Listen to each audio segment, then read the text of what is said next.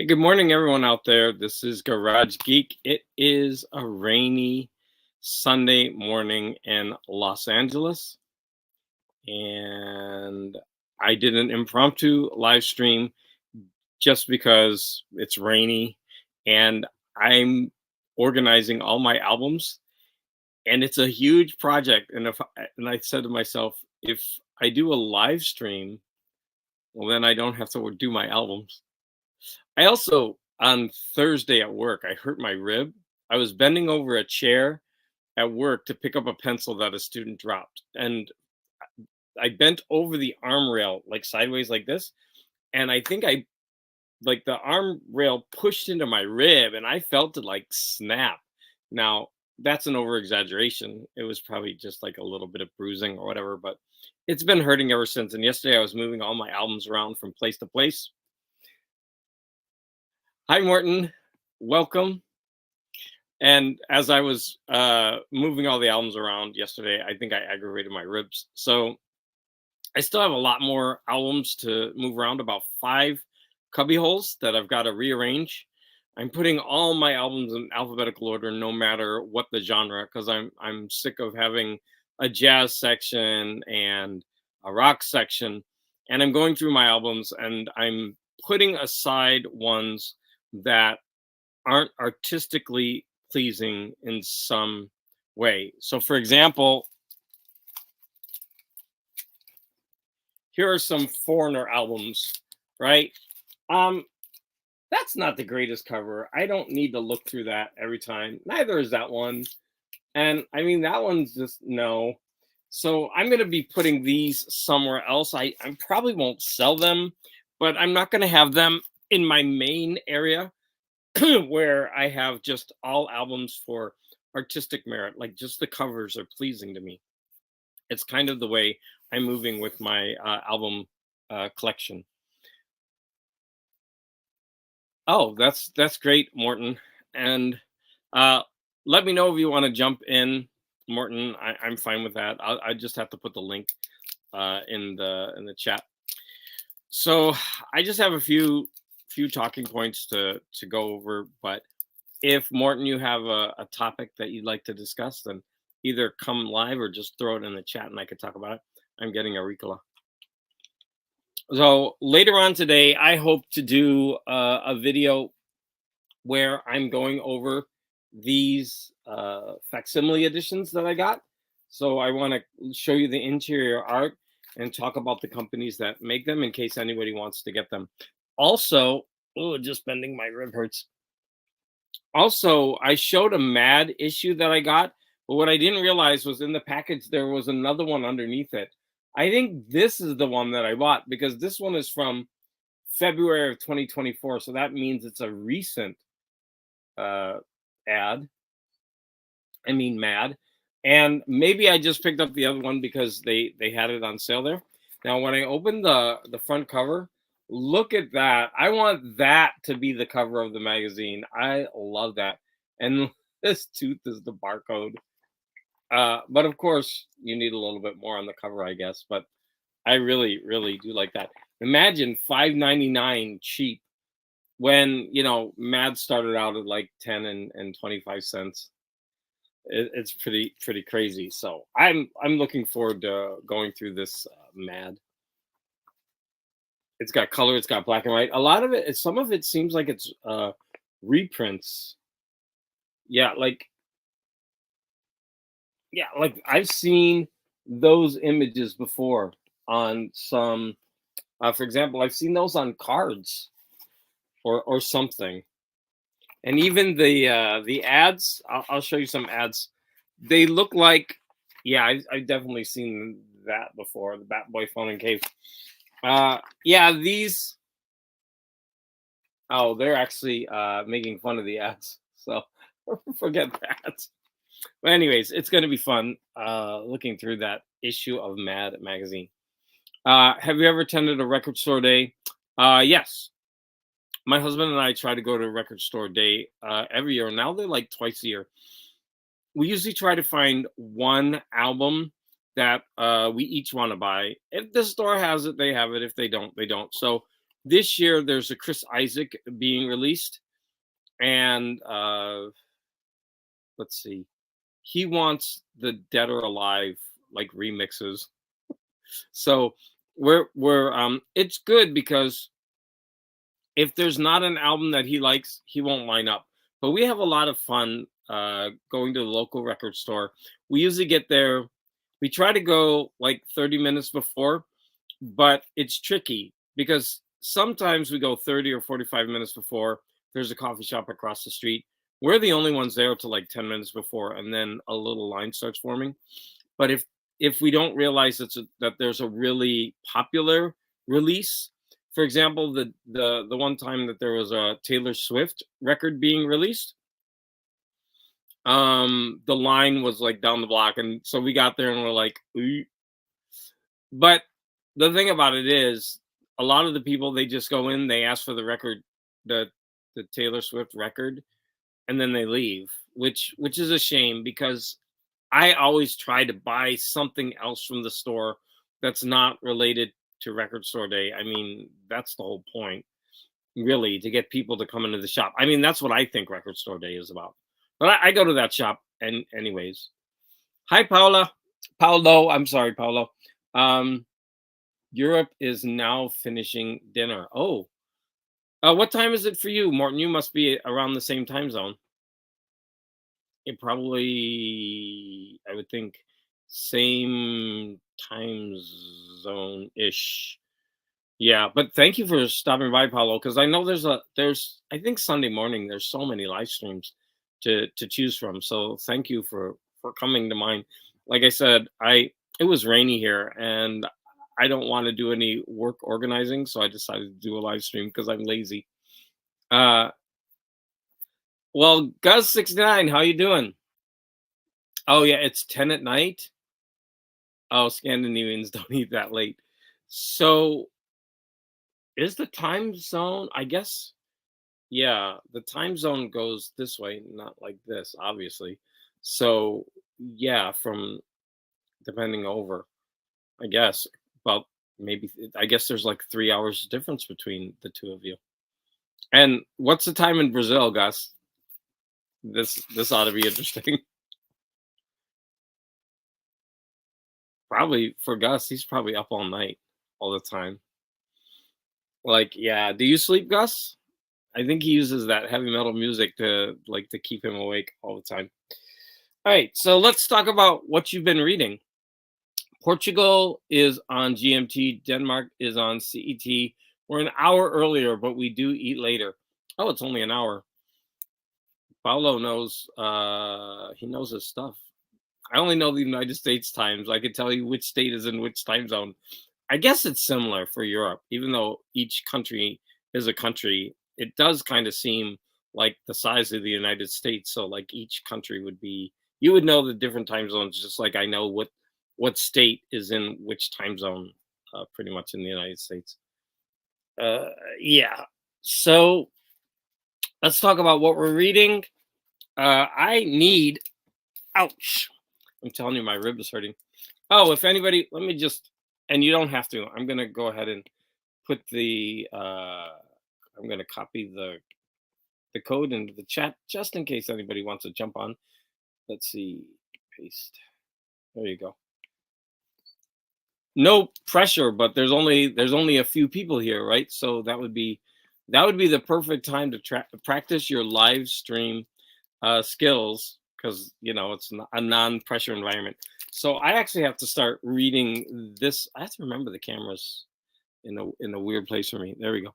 I have to start reading this book because I'm having my live stream at the end of the month, and so I got to read this book. So luckily, it's really not that long. And like I said in my Friday night chat, I read the introduction to this, and the introduction was really interesting, talking about how this company asked Stephen King to just write a blurb on the back of the book, and he decided to write a whole book for them, and they were so grateful because he really got their company off the ground. Let's see what we have in the chat. It's so it's almost 5 p.m. there, Gus. So you're You're kind of like in the middle. Where it's like 1 o'clock here, 5 o'clock where you are, and what did you say? Like 9 and 10 o'clock in for the people in Europe. I read a little bit further. Oh, sorry, I need to click on the. I forgot. I'm like bad. I should be clicking on the comments as I'm reading them. Sorry. Little things you forget as you're hosting the live show.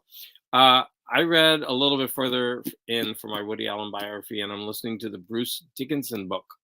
What does this button do? Oh, that's interesting. Um, because simply because I read and reviewed the Rob Halford book, and Judas Priest has a new album, and I reviewed the Judas Priest album and the Bruce Dickinson album, and so I really should read that, uh, just because of the coincidental nature of it. But Bruce Dickinson, from what I hear, is always portrayed as, I don't know how to put this nice, like really rude, a rude person. And I've always wondered about that. Like, I guess he had a run with Ozzy, and Sharon didn't like that, and I think there was some other thing that I heard about him being really rude.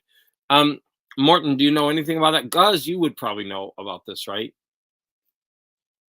Yes, and I know, Morton, you listened to the Rob Halford book, um, and you also talked about it a little bit, but what did you think in the end? You really enjoyed it? I liked not only that I get information about his life and his career and what he was going through, but I also liked all the references, especially during the 80s, because I grew up with all that stuff.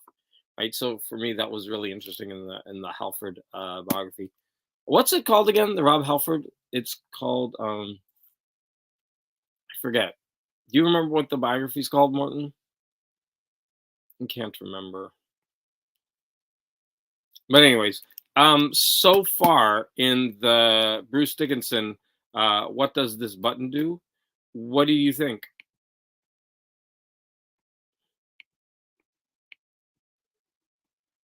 Oh yes. So thank you, Gus. He wrote it's called Confess. That's true.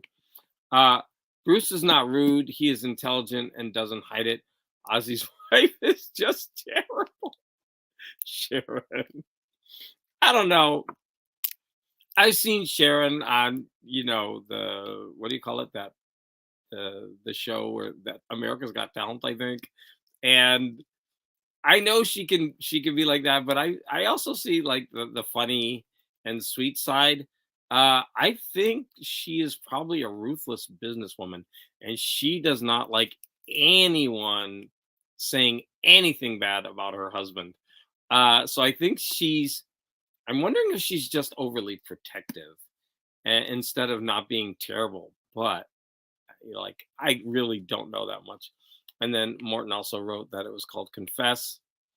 Uh, what happened? There you go, Confess. So Morton. So, anyways, yeah, I got to read this Stephen King. I'm going to probably start it this week. And as I mentioned before, I'm trying to read a book a week of all these old sci-fis. I read this one and reviewed it, and I already picked another one, and I don't see it around. So I want to read that one this week. I really need to get into reading more. I need to. I've got so many books, so many comics, so many magazines, that I need to. I need to do this more often instead of just watching TV or movies all the time. There's nothing wrong with doing that, but I need a balance. And I also talked about how I have all these old DVDs, and so I'm starting to watch them. I watched these 3 last week. So my husband already gave me a number, and the next one that I'm gonna watch is Charlton Heston's Arrowhead, and that's also Jack Palance. Is that his name? Yeah, the guy in the background who's Native American. Now, there's a controversy, right? Because if you get a non-native person to play a Native American, but I don't know if Jack Palance is has Native American blood or not. I guess I'll find out as I watch the movie. Uh, So what do you say, Morton? Interesting childhood, boarding school, lived with his grandparents. So you're near the beginning where he's talking about his upbringing. I also talked about Record Store Day as I'm hoping to go to Alborg on Saturday, and also wondered if you ever went to Amoeba. I don't go to Amoeba on Record Store Day, just because sometimes I don't know if it's every Record Store Day, but people usually start lining up at 3 in the morning, and that's just I used to do those things when I was young, but that's just not my scene anymore. I don't really like long crowds. About 2 years ago, there was an album that I really wanted, and we went to the local. Oh, it was a Chris Isaac one, I think.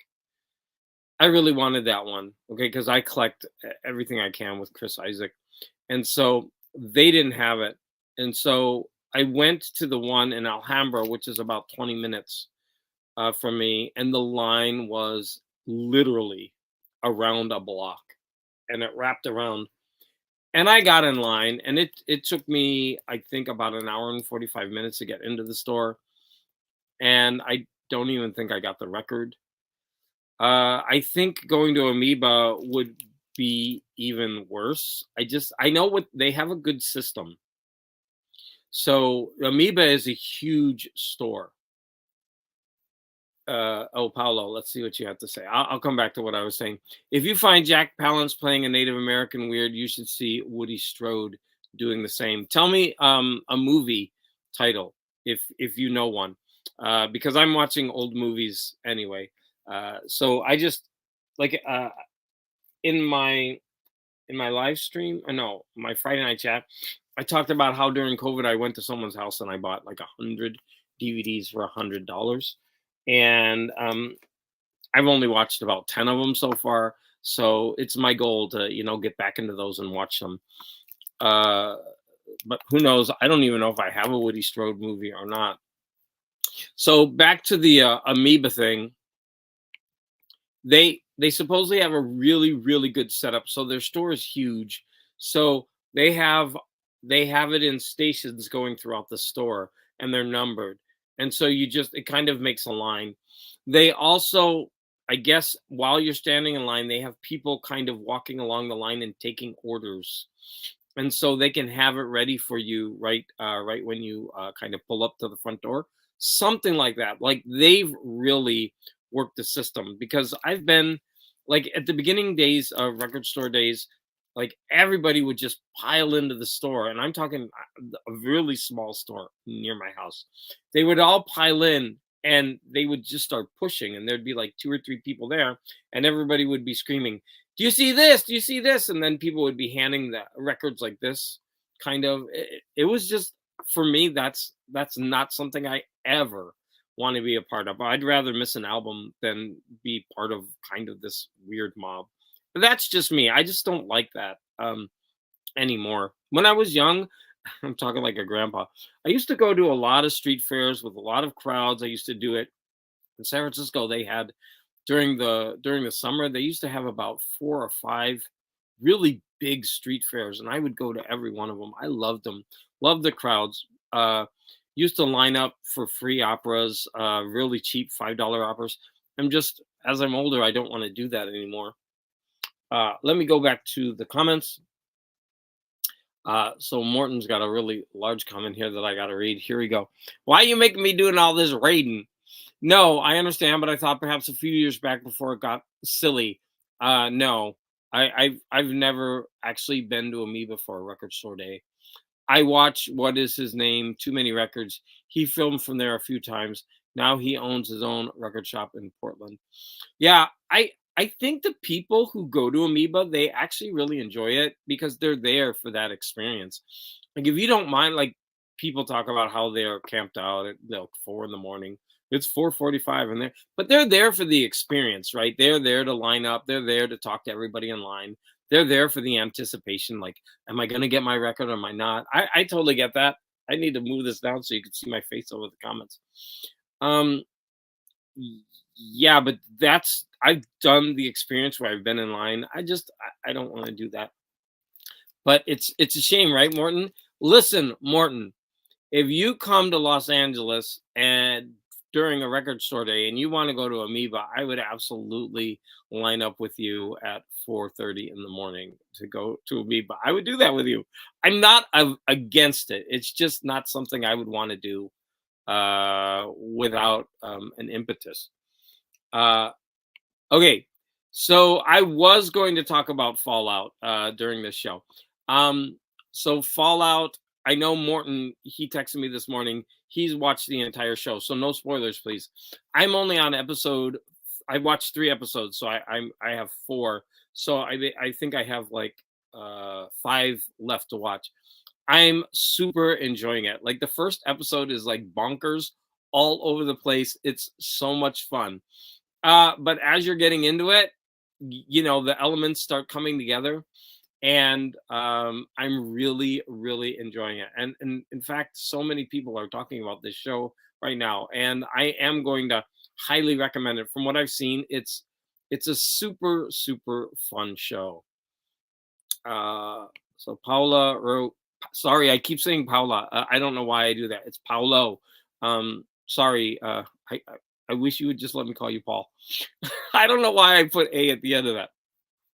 I think I know why, because we in English we only have Paul and Paula. And so it's a little bit strange just for me to put the O at the end. So sorry if I call you Paula. It's it's just a mistake. So Paulo. Woody Strode played a Native American in Shalako, Sean Connery's only Western, but he had a Native American grandmother. Okay, so I really like Sean Connery, and I need to get into his backlog. I need to try to get that one science fiction movie where he's wearing that crazy thing. I think, what was that one called? I actually went on eBay to try to find a used copy of it, but it was a little expensive. But I need to get it. I need to pay for it because it's not streaming, and I have to watch that movie. But you know what? I'm gonna write that down, Shalako, to see if I can find it, or at least stream it. I have my little notepad here, so I'm gonna write that down. Shalako movie. And you know what? I'm gonna write down your name, Paulo, because I always forget to remember to credit who inspired me to watch something. So I'm gonna write that down. And then let's go to. I didn't like Follow the Game, but I really enjoyed the Prime show. So, in fact, my daughter wrote to me today because we had talked on Friday. It was like, oh, there's a new show out, and so she's actually watching it with her boyfriend now. And we were talking about how we played the game and we got stuck and we just stopped. I would actually like to play the game again because I didn't give it enough of a chance, and because of the TV show, I'm kind of getting in, like intrigued by it. But I just remember we got out of the shelter and we were roaming around, and as soon as it got night, creatures would attack us and we would just die over and over again. And we got frustrated with it. So I think now I need to just like go find someplace to hide when it gets night until I get enough, bullets or ammunition or whatever. Amoeba is one of my California whales. I've been to both. Morton, please don't leave out Berkeley, right? There's 3. The one in Berkeley is really nice because it's on this short street of about 3 or 4 blocks. And there are other record stores. There's 2 great slice pizza places. I love going there. If you remind me, I could in my Friday night chat, I could show you pictures from when I went to Berkeley. So please don't leave Berkeley off. And if you're in San Francisco, Berkeley is a short BART ride under the bay. And wait, is it? Yeah, it's under the bay. I was thinking it's not over the bay. They didn't build a train across on top of the water. Yeah, they built a train going under, and you go across the bay, and it's so much fun. I love going to Berkeley. I was in the military, right? I was stationed at Treasure Island, which is like in the middle of the bridge between San Francisco and Oakland. and I would go almost every weekend to Berkeley because when I had able when I was able to when I had leave. So I would go to Berkeley and I would usually go to see two movies. I would go to one and just sneak into another. And I would just roam all the shops. And I didn't even have that much money. Imagine, like, I think about it now, like, if I had the money that I had now back then, I would have had even a better time, right? But I just basically had enough money to get into a movie, maybe get a small lunch and buy, a book or something. But, I was young and, in the military, they didn't give us that much money. But I can't say enough how much I loved going to Berkeley. Uh, Metal, but I got to stop saying, I'm trying to stop that. Every time I go, I noticed every time I'm going to a new comment, I'm saying, as like a spacer. So I'm going to try to stop that. I went to both Amoeba and SF, but missed the Hollywood one. So you went to Amoeba in San Francisco and the one in Berkeley. I'm assuming that's what you mean. No, is there two in San Francisco? I know there's one. I'm trying to think it through now. There was a Berkeley on Haight Street. That's the only one, right? Did you mean there aren't two? There aren't two Amoebas in San Francisco. There's one in San Francisco on Haight Street.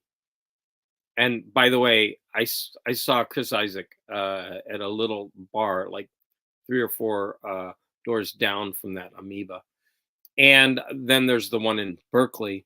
The Hollywood one, I'm going to tell you, the Hollywood one has lost some of its glory. It's not in its original building. The original building was way bigger. The one where it is now is still really nice, but the other one had so much charm. I really, really miss the elevators.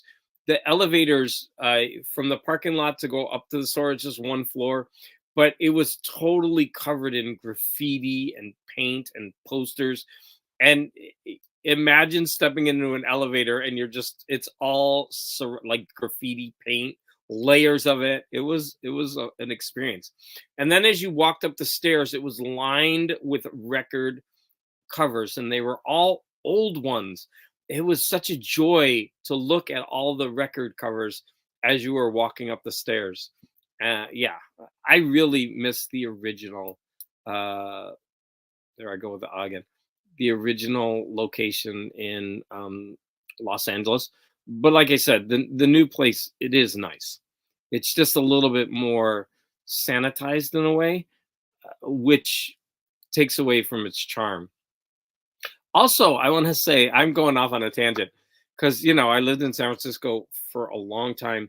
There was near that Amoeba Records, they had a hippie movie theater that always played double features. And when you went into the theater, it was couches. They just had all these couches and chairs. So there would be like a couch, a chair, a couch, and like all strung up. And around the side, they had like folding chairs for anybody who didn't get a couch seat. I always wondered how clean that was because it was San Francisco and it was all, like I don't want to say much about the people hanging out in on Haight Street, but a lot of hippies, let's just say that. So I always wondered how clean it was. I remember I think I heard Tracy Chapman for the first time in that little theater. My niece was visiting, and I thought, this is crazy. I thought Tracy Chapman was Jose Feliciano. And listen, I love Tracy Chapman. I love her. I've seen her live multiple times. But I remember saying, no, that's Jose. He's like, no, no, no. This is a new singer. Her name is Tracy Chapman. And the funny thing is, she's actually from Ohio. And we were in San Francisco having that conversation. Okay, that was a tangent. I went off. I actually had an apartment about 4 blocks. It was 1 block up at the end and about 4 blocks over. And I had an apartment there near Haight. So I loved going there. Thank you, Paulo. Zardoz. I'm writing that down. So I'm going to look for that movie right now. I mean, not right now, but I'm going to look for that lady, that movie. Look for that lady. Zardoz. Yeah, I've got to get that movie. I watched the craziest movie last night. It was called Galaxy of Terror. Now I'm going to talk about that movie in a little bit. Um, that sounds exactly like my Fallout experience. Oh, sorry, everybody. Let me go ahead and post the. What am I doing? Oh, I'm pasting the link just in case anybody wants to jump on. I should have done that a while ago. Uh, if you're tired of hearing me talk, because I'm basically just yapping. Morton says record stores, craft beer, and baseball. I'd be very happy. Maybe drive past some of those venues, the Doors and others played live. Oh well, dreams. It's not a dream. You could come. You know, if you were to come to Los Angeles, you would save money because you wouldn't have to have a hotel. You could stay at my place. Now, my place is not nice. I'm just saying, but it would be free. So you would save a lot of money that way. And if you were with me, I would certainly pay for your meals when you were out. So don't think of it that way. You could save a lot of money. You would just have to pay your airfare, and then you would save all the money on a hotel. And for Los Angeles, it could you could save some money that way. So you could do it, Martin. Uh, my nephew, who is a diehard LA fan, was so upset when Amoeba moved. I was too. And I do like the new place, but like I said, it's smaller and it's sanitized. Yeah, I don't like going to it as much as the old one. Yes, I meant Berkeley, where I stayed plus the one on in SF. Yeah. So, Gus, what did you think of the little Berkeley strip? I go on and about it because I love it, but it might be just nostalgia. I loved it. I love it so much. I went back there recently, and it wasn't the same, but it was still a very enjoyable experience. I even remembered where I could park for free because I know where to park, and then you just walk down a couple blocks. So that was good. My soundtrack to your chat is Semisonic. Okay. I don't know them too much, but they did have one hit, right? Morton, I'm 56. Is it weird for me to ask your age because you have the musical taste of someone about 20 years younger than me. So, but I'm wondering because you do know a lot of like the younger groups like you showed in your video today, Blink 182, and that's a group I never got into. Let's see, Metal Open Mind, or it could be just because I'm a curmudgeon. I just sit here listening to my old operas and whatever.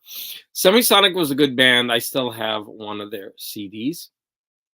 Oh, by the way, I sent you the package. It should be at your brother's. Everyone else I sent packages to that same day, except for one I sent overseas. They all got it already, so I'm sure he got it. Mm. That's very kind. I've slept on some weird lazy boys and floors. Oh, we actually have a guest room. It's not like the greatest, but it's got a bed. So my daughter moved out, so we have her room upstairs. The stairs are tricky though. They're attic stairs. We have a converted attic that is our second floor. Hey, Los Angeles, the price of the house is so expensive. Don't get me started. I pay way over 50% of my check every month for my mortgage. It's insane.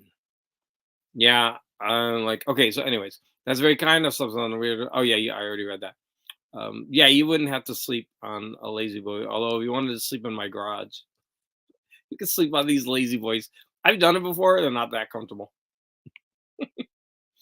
I need to ask my brother about your package. It's not a big deal. I'm sure. It got there. So don't worry. All right. So I was gonna talk. Oh, somebody's coming in, and it's Martin.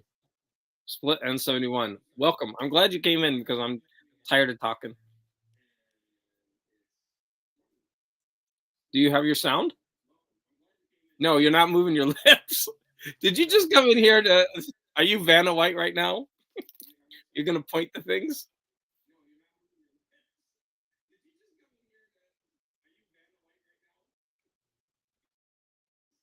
Yeah, you joined, but I don't know It's what's going working. Hello?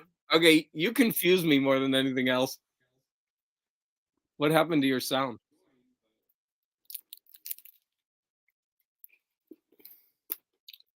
Oh, he left. I tur- I don't mind you working out your kinks, your kinks, your glitches or whatever. Martin, did I scare you off? Oh Lord, I'm laughing. Okay, so I was gonna talk about a movie I saw last night. It was bonkers. So it was called Galaxy of Terror. I'm gonna review it next Friday, but it was so crazy. I went ahead and bought the DVD because it's got all these special features. So it's gonna be bonkers when I say like who either produced or directed it, and it's Roger Corman. So it was riding on the coattails of the Alien phase, and it's very much an Alien movie with just all this weird stuff thrown in. It's got one of the most infamous scenes where an alien kind of rapes a person as it kills her, and she seems to be enjoying it as she's dying. It's just so over the top. It's so over the top. This movie. All right, so Morton's trying again. Let's get him in here. Howdy. Hello? Can you hear me? Yes.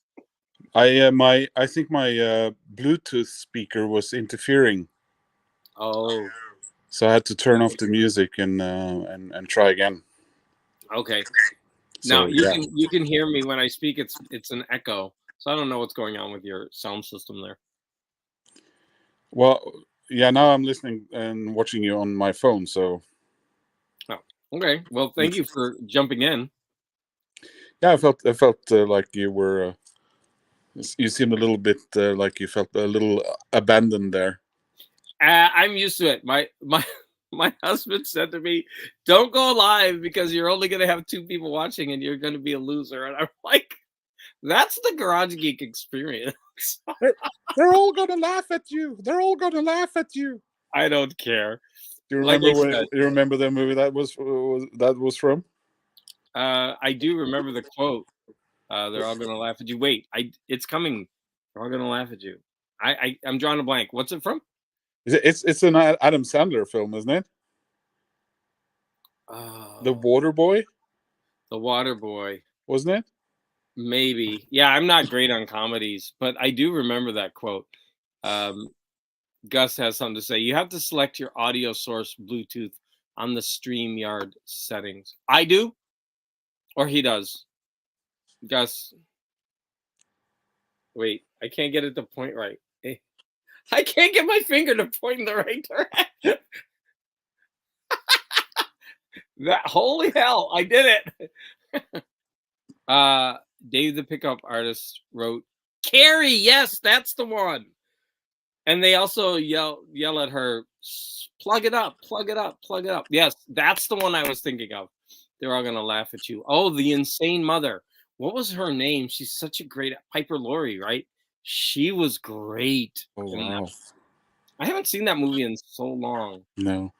Oh, I so uh, I just you watched Omen and Omen 2 or Damien, and I really enjoyed it because I've been on like a 1970s kick last month or so. yeah. And then of course I discovered that none of my streaming services have Omen 3. Oh, Isn't is that that the typical? one where he's the president? Yeah, at least an adult. So yeah, so that was kind of a bummer. No, because I stumbled across. I think I told you about it. I stumbled across. It had just started on Danish TV. An old Walter Matthau caper film with I like the movie. with Andrew or Andy Robinson, who played 2 years earlier played Scorpio, the bad guy in the first Dirty Harry movie. Do you Oh remember that part where he got no, but I'm he sure I would if I saw he his face. he was a murderer who tried to shoot people from rooftops and stuff, and then Oh yeah, he got a guy to beat him up severely so he could blame Callahan. I remember that. Yep. Yeah, and of course, then many years later, he played Elim Garak in Star Trek Deep Space Nine, a Kardashian, and Yes, the torturer, right? yeah, yeah, the like the War crimes guy. CIA Gestapo type Kardashian who works as a tailor, Hmm. which I think was a homage to Tailor Tinker Spy. Uh, Oh, okay. No, I was thinking of the main Kardashian, but now I remember the guy in the shop. Yes. yeah, Thank you. yeah, that's Andy Robinson, who was Scorpio in the first Dirty Harry Yeah, movie, which I I'm love. getting my characters mixed up. That Whenever I shows see you. San Francisco in that brownish early 1970s garb, I'm in heaven. I just love it so much, and those cars and those hills and of course the movie Bullet with Steve McQueen. That to me is when fashion and rock and roll and everything reached its very heights, even though I was barely born yet. But there you go. Mm. I just love that period. And when I see and I have all of them on DVD, Starsky and Hutch, of course that wasn't from San Francisco. That was filmed somewhere out in, was that filmed in some sort of harbor city adjacent to Los Angeles? I don't know. You talking about the movie or the TV show Starsky and The Hutch? TV show, Starsky and Hutch, of course. Yeah, Oh, I don't remember. That was out when I was a kid, and I had definitely have not watched it since. So I wouldn't even know. Yeah, as a kid, I wouldn't have been like cognizant of any of that.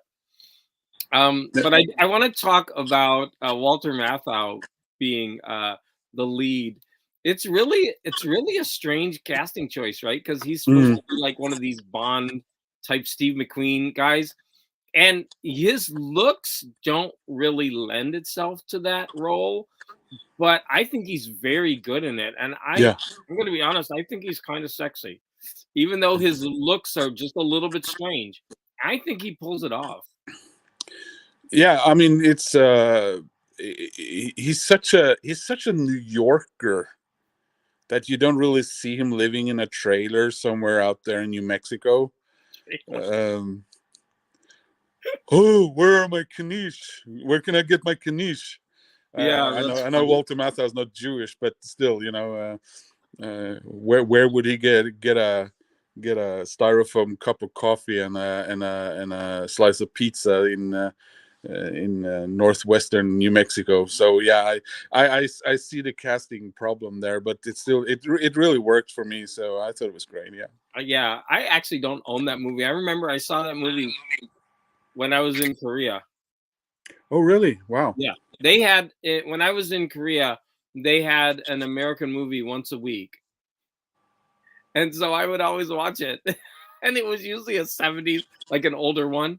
Yeah. But it was nice because all the TV, of course, was in Korean, and to get one foreign movie every week, it was like their foreign movie spotlight or something. And for me, it wasn't foreign. I was like, and I was hungry for it. Like, you know, we Yeah. didn't have what we have today, like with the internet where everything's available, right? And so I would be like, I had this small TV, and that's the like my only source of entertainment besides the radio and reading. Like that was it. It's so different now. The world is so different. I think we were so lucky in Scandinavia that we subtitle everything.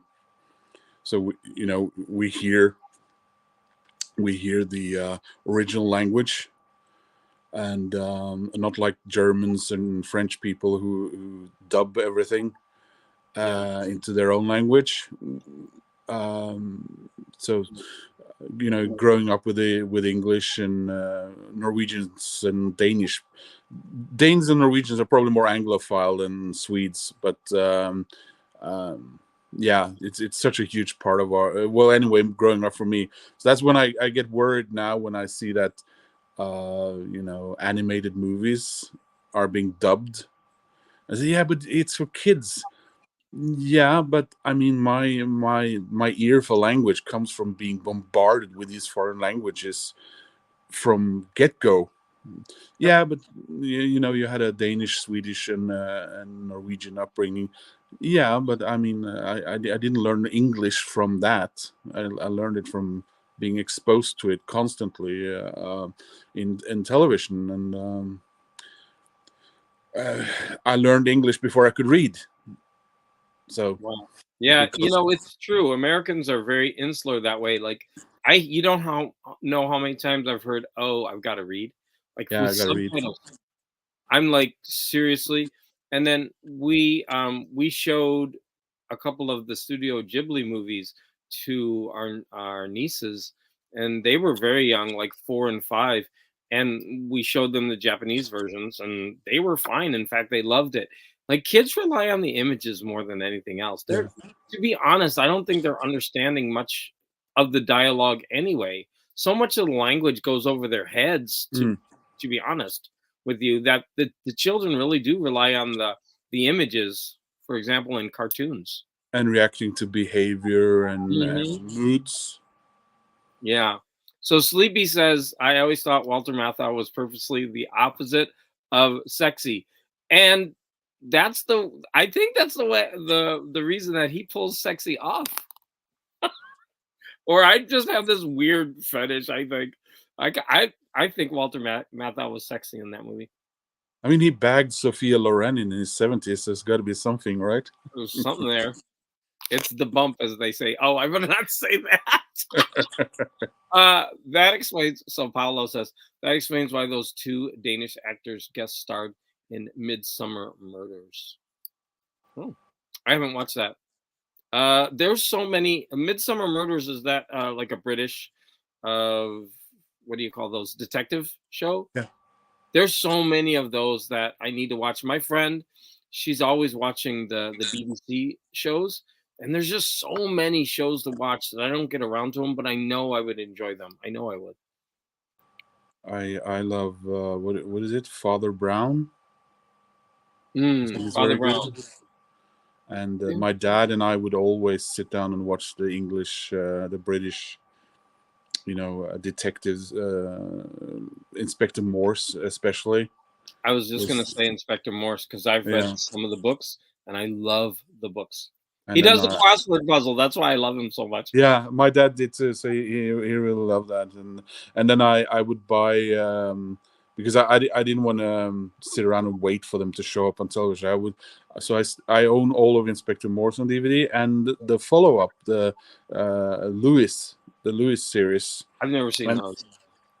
it's very nice as well. And then Mm. finally, I have some of the series of Young Morse, which is very good. Oh, so Dave the Pickup Artist said he just watched Berserk with Joan Crawford. Is that streaming? I know. I think Dave, you show off all the videos that you get. Like, I'm sorry, the DVDs and the Blu-rays. So I'm wondering if you watched the Blu-ray or did you stream it? I also just made. I'm really bad. I just There's a whole bunch of movie studios that are having sales right now, and I just bought a bunch of movies, which I shouldn't have. This is the month I'm trying to save money, and I just spent a whole bunch on movies. Yeah, me too. I was gonna say for Record Store Day, so there you go. Mm. This Uh, is this is what I'm playing now. oh, Zelda. I Yeah, don't have a Switch. yeah. My I've daughter got it. bought it for Christmas specifically. Well, actually, I got Christmas presents from people who knew that I was having another winter on my own here in Denmark, so they sent me. So I just played. Oh, sorry, I just played. What is it called? The first one. Zelda.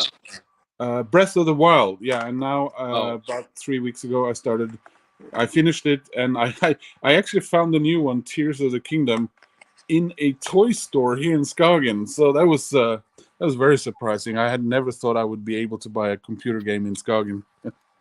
wow. Yeah, Now, my daughter had a Switch. We actually bought it for her for Christmas a bunch of years ago, and when she moved out, she took it with her. So I used to play it. So I would like to get one at some point because they're so much fun. Did you, by the way, did you hear that these guys are already moving next year? The Oakland A's. Yeah, Where are they they're moving gonna to? they're gonna play three Well, to first between off, I'm three going and to say I don't really care, but just for the sake of argument, go ahead and tell us. no, they're gonna play between 3 and 5 years.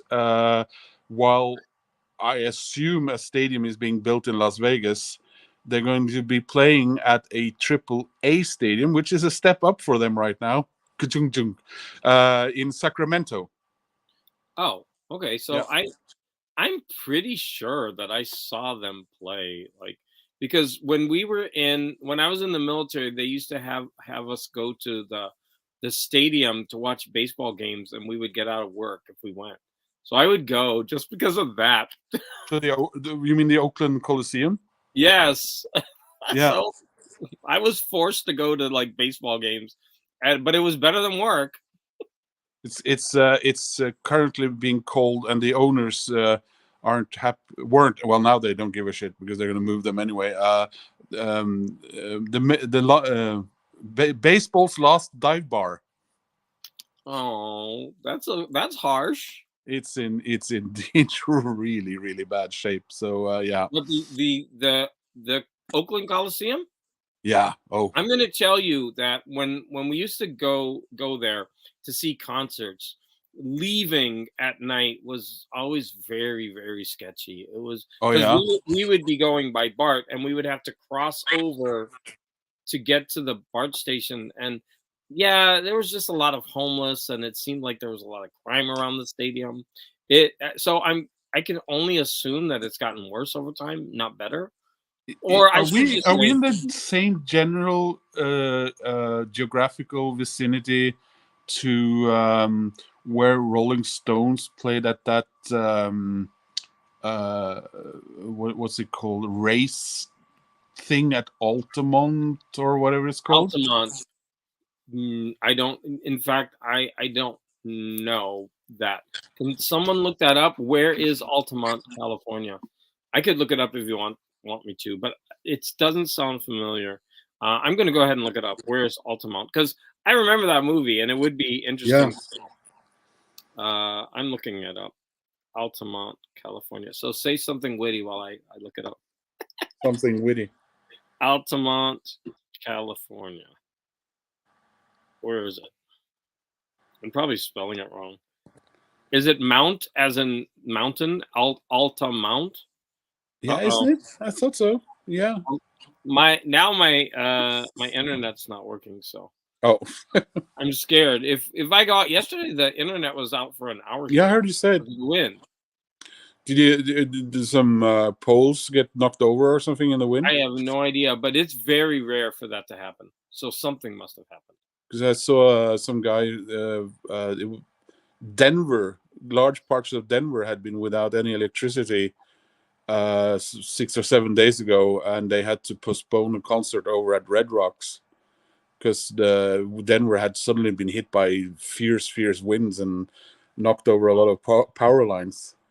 Oh, it's Mont, M-O-N-T, and Altamont, California, is in Alameda County, so that means it's near San Francisco. But yeah, okay. probably out in the desert. So I'm looking at I have it here right now. But the desert, isn't the desert close? It's near Livermore. It's probably at about an hour, 45 minutes to an hour from San Francisco. Yeah, but doesn't that make it closer to? I don't know if you could see. To Oakland. I don't know.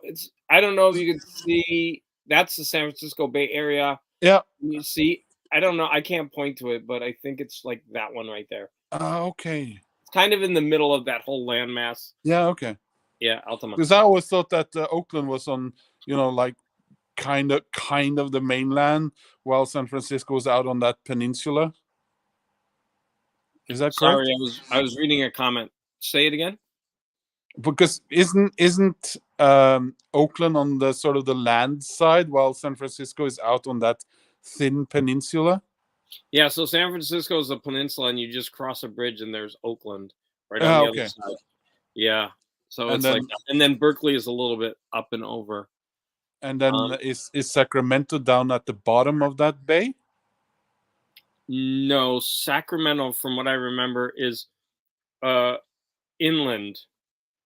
I think it's Aha, in okay. I think it's in the middle of the country. Why you Ah, why you getting my geography right now?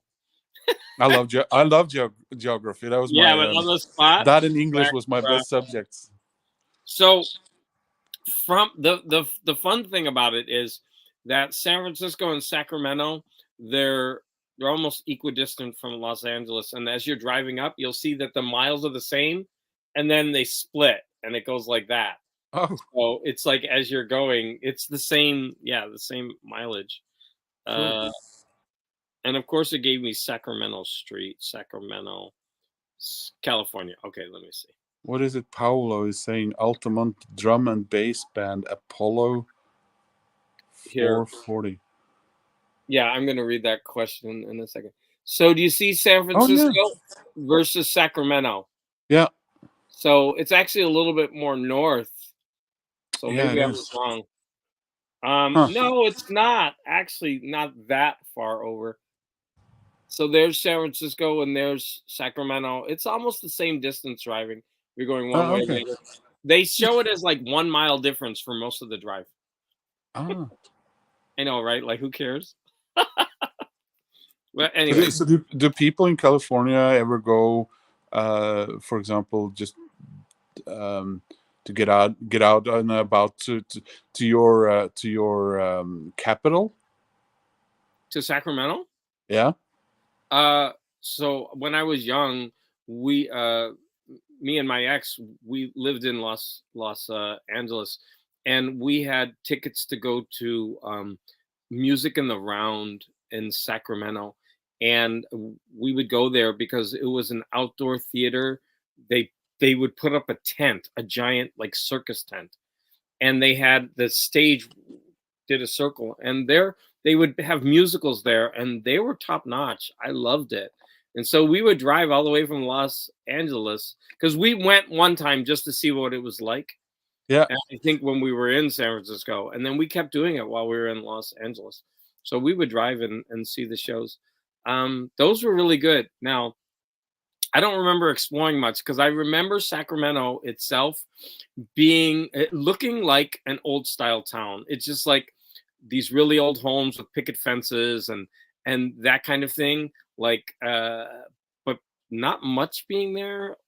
Like, kind of like I felt like if you walked, a block or two in one direction, it would be sand. Oh wow. I don't know if it's exactly like that, but it just seemed to be like a town, not a big city, not a No. big city. Right. Yeah. So I don't know if it's still that way, and I don't, and probably the area of town that we were in certainly wasn't the downtown area, but Makes me we makes never really explored around there at makes that me time. think a little bit about the maybe the strangest place I've ever been in my life, and that's the Australian capital, Canberra.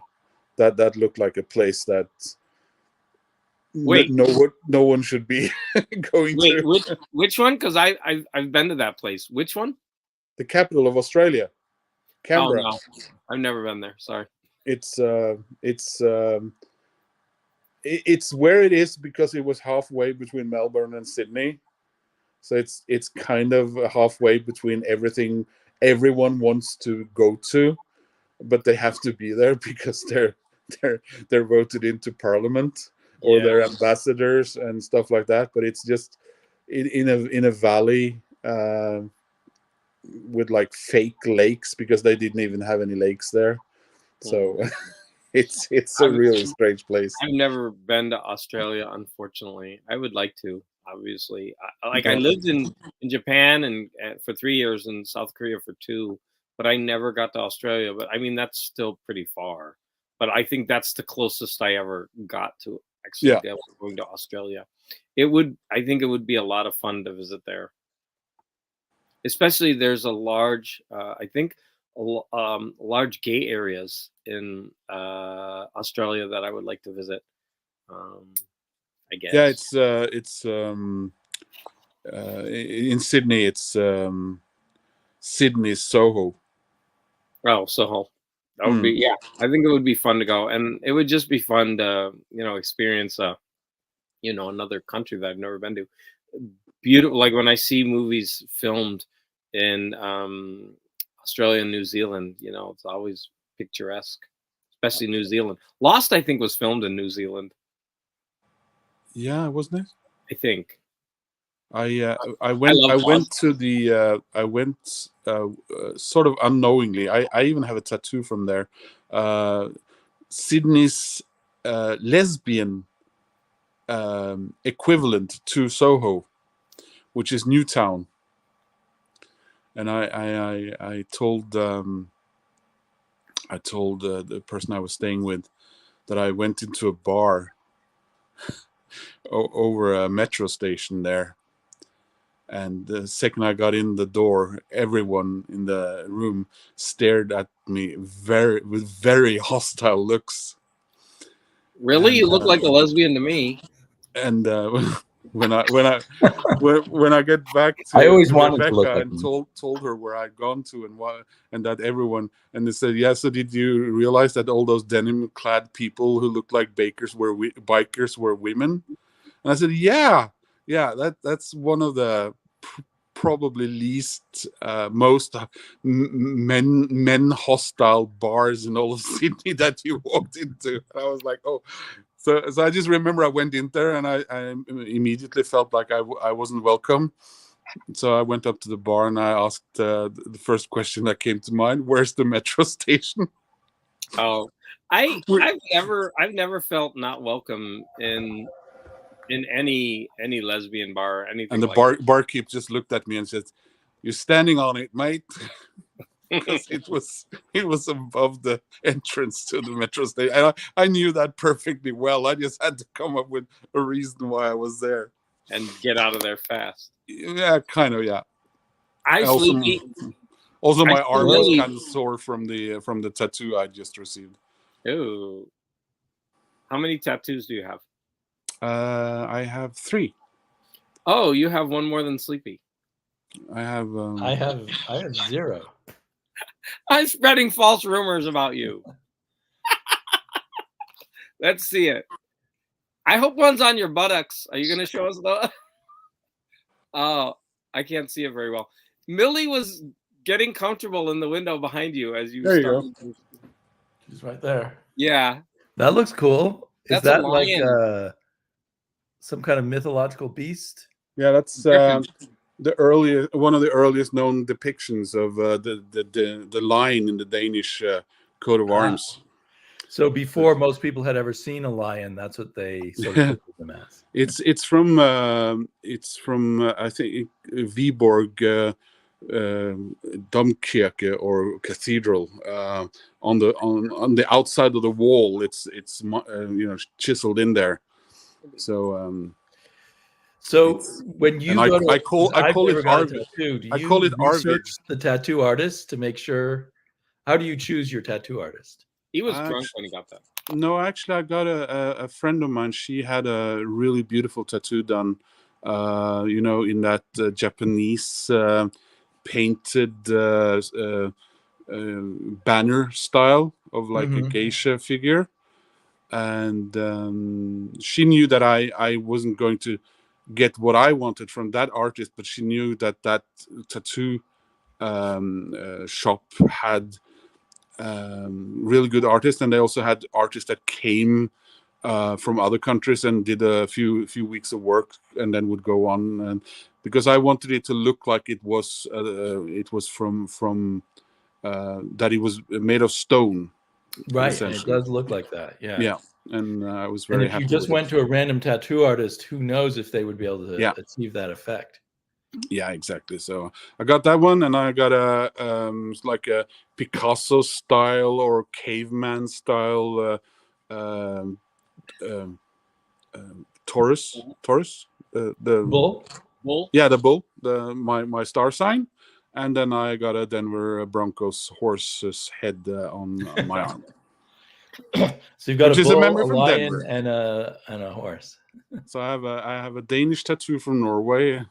I have a bull from Newtown in Sydney, and I have a Denver Bronco from Denver. Wow. So in Sydney, they have a Picasso bull painting, or No, I that was my very first tattoo, and I just wanted to have a tattoo I see since you I was in got the tattoo Australia. in Sydney. So I just picked something from like a catalog or something. Mm-hmm. Oh. And plans for future ones? Well, the other side of this arm, I was hoping, I am looking for something slightly, or one of my own cartoons or drawings would have been really cool to have. Oh, cool. As a tattoo as well.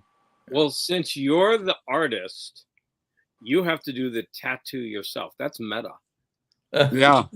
Let's see how that will turn out. I'll grow my arm longer really and difficult. get like a really good mirror and see what I can do.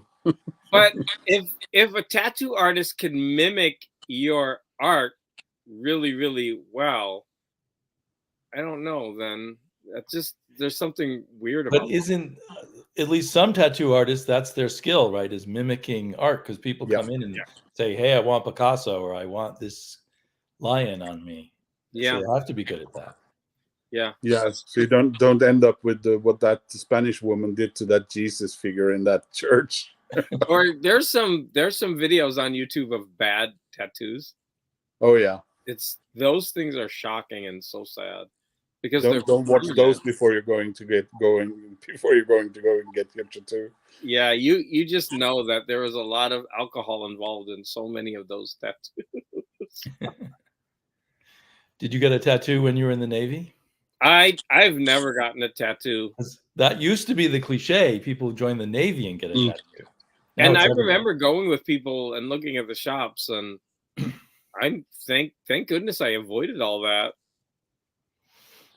Yeah, I remember being overseas, and everybody was drunk, and then you would just go into tattoo parlors, and I mean, and they probably weren't as hygienic as they are now. Ooh, no.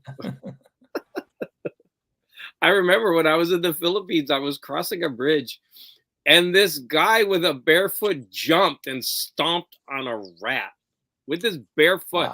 Wow. And first, I think I was a little drunk when I saw that, but first I was just shocked at just every aspect of that. Barefoot, giant rat, and animal abuse, even though it's a rat. I was just like, no. Well, and that there was a rat on the bridge you were crossing. Exactly. Giant rat right in front of me, stomped by a foot, barefoot, and the animal abuse. Did he then take the rat home with him for dinner, or I do not remember anything else. Just that one little instant is like imprinted in my brain forever. Like I forget everything else about that trip. How often were you drunk while you were in the Navy? I think it was kind of normal practice when you would go out on leave when you're in a port. It's so bad because when you're in the Navy, they kind of just release you, and they don't they should have, honestly, they should have somebody from the boat who's experienced as a tour guide to take people to all around places, right? Right. But basically, all they do is they release you, and you just wander the city, and you don't know what to do. So the only thing open late is bars. I mean, it's just a recipe for disaster. Right. And you're just what, 19 or something? Yes, 18, 19. Like, come on. It's just the system is ridiculous. I hope they've changed that in the military, but it's just all around bad. It must not make you popular with the locals with that. No, and so it's, of course, and so it's all booze and prostitutes. That's all it becomes, and bad tattoos. Horrible. But wasn't there a thing in the U.S. Navy because they were trying to be sort of teetotal as a reaction against the old British naval tradition of giving an amount of rum to the sailors as part of their. That goes way back. As part of their pay. And then the result of that was that the sailors in the U.S. Navy started tapping alcohol from various sources, and not only getting blind drunk, but actually getting blind. I mean, I read stories about torpedoes only making it halfway to the target because the sailors had been emptying the alcohol from the torpedoes, something or other. I remember reading his stories. So I think maybe they went the other way. That actually, I think it's better that we just let the sailors get drunk when they're on shore leave instead of our torpedoes sinking, because they've been tapping the torpedoes for guidance alcohol or something like that. Oh, geez. Oh, Lord. No Well, wonder they were going blind. there's a difference here, because I remember when we would be out at sea for quite a while. Of course, nobody could have anything to drink then. But I remember they would have special occasions. For example, if we crossed a major date line or something like that, or we reached a certain number of days out at sea, they would give everybody one beer. All right. And they strictly, like, they supervised it.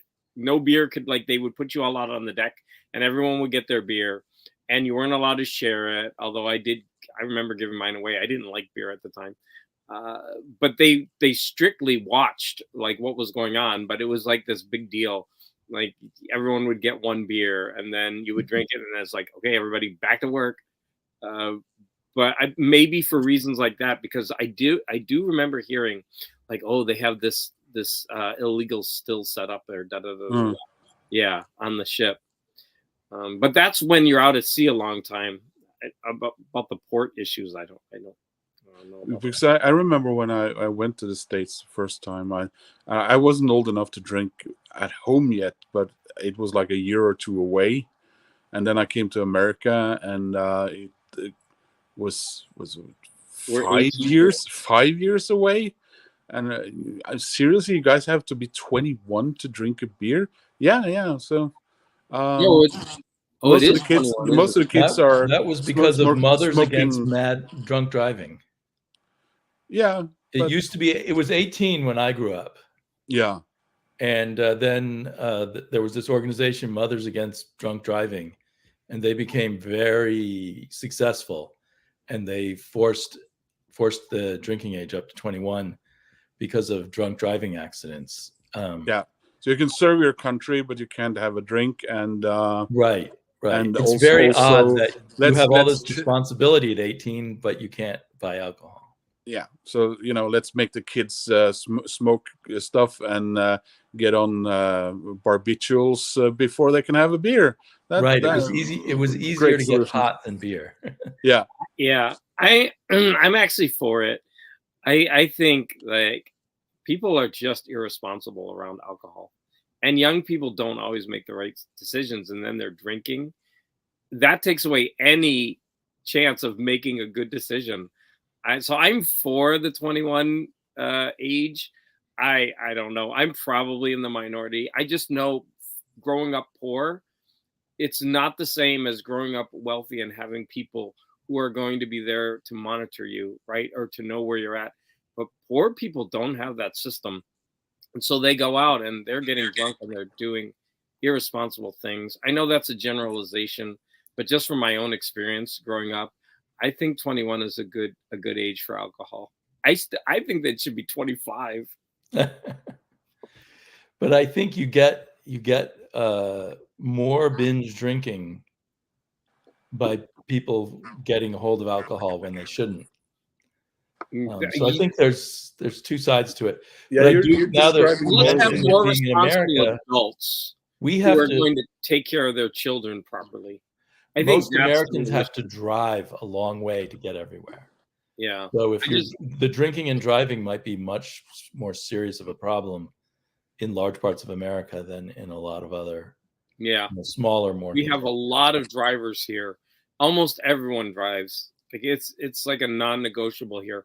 Whereas, for example, in Europe, many places people are getting around by public transportation, so it's not probably as big of a deal. But when every single person is driving, it's like, what do you get for your birthday at 16 years old? You get a car. Many people. I mean, that's a really valid argument.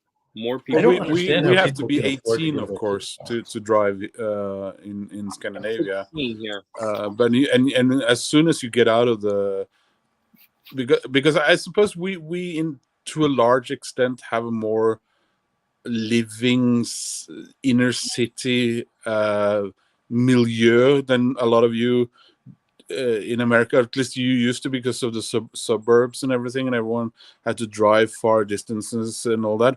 But as soon as you get out into the Hicks in Norway, for example, everyone is driving.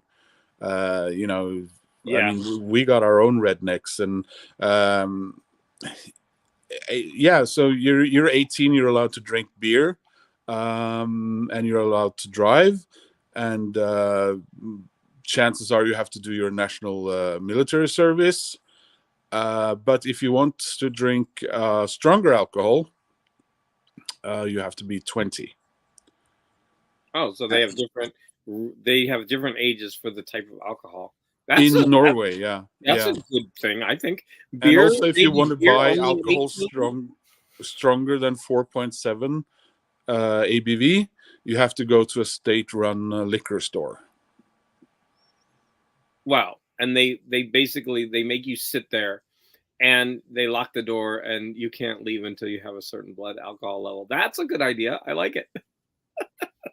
They lock you in maybe there. not exactly that, but yeah. No, I made that whole thing up. Hey, we like strolled into like really serious territory. Let's get back to frivolity. Who has something frivolous to talk about? I got a book that you might be jealous of. Wow, I am. What the hell? You always. I just bought it yesterday on a whim. Contents. Wow, contents. Oh, look at that. So I think it's just reproducing. I mean, I just got it yesterday, so I haven't even given it a good look through. I think it's just reproducing a lot of old-time pulp covers. Look at that. That's gorgeous. I'm gonna go back to watching you guys, David, so I can see the book properly. Okay. Oh, okay. Bye. Yeah. Thank See you. You can Bye-bye. jump back in if you want. I chased him away. I know he's been. I should have talked about music. You want me to make you? Let me make you. Can I make you big? Yeah, You may have to cut yourself out. Yeah, I don't mind. How do I do that? I'm trying to. Sorry, keep showing. I don't even know how to do this.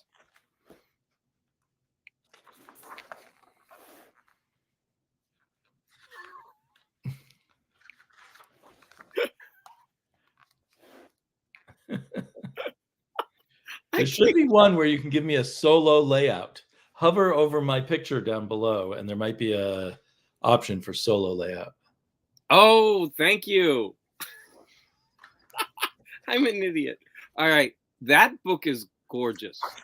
It really is. And I appreciate that there's a lot of full page reproductions. Yep. And I'd actually like to read it too. It's from Abrams. I don't know how old it is. It might be quite recent. Okay, I'm writing it down. What's the name of the book called? Because I'm going to get it now. Pulp Power. FOMO. You made the FOMO. Shadow, Doc Savage, and the Art of Street and Smith Universe. So I guess all the Street and Smith pulps. Oh, a forward by Frank Miller. I didn't even notice that. Yeah, I wrote it down. Well, no one can see me, but anyway.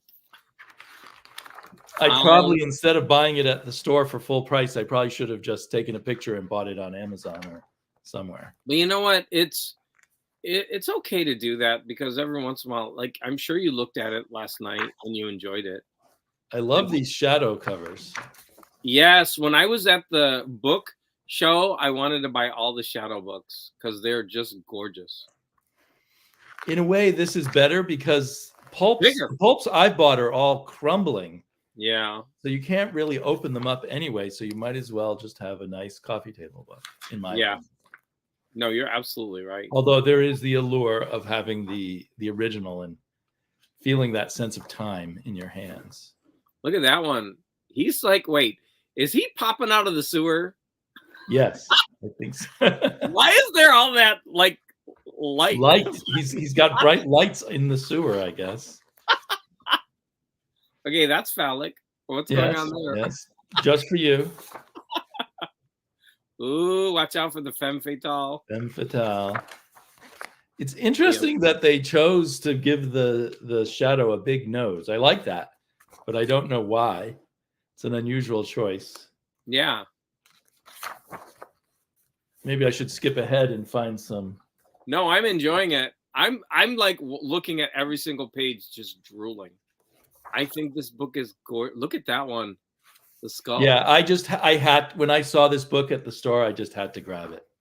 Its list price was $65, which isn't too bad for such a huge book. No, it's not. I'm going on eBay right now to see how much. I'm not sure who she is. Margot. I think that's the Shadow's girlfriend. She's got a knife. There's, I guess, someone posing for a picture, I guess. Yeah. Or is that Orson Welles? It says Orson Welles starred as the Shadow on the radio show. I did not know it was Orson Welles. Yep, that's Orson Welles there, posing for a Vogue photo shoot in 1945. Orson Welles is such an interesting character. I always picture him as a fat, bald guy selling me wine, and classical music. And what? Classical music. Ah, right. Do you remember those commercials? No. I remember the classical. Oh, here's some Shadow comic books. Wow. The art isn't as good, but still nice. No. The comics were done much more cheaply. Yeah, because those pulps had painted covers. Yeah. Love those things. I think there was more money in pulps at first anyway.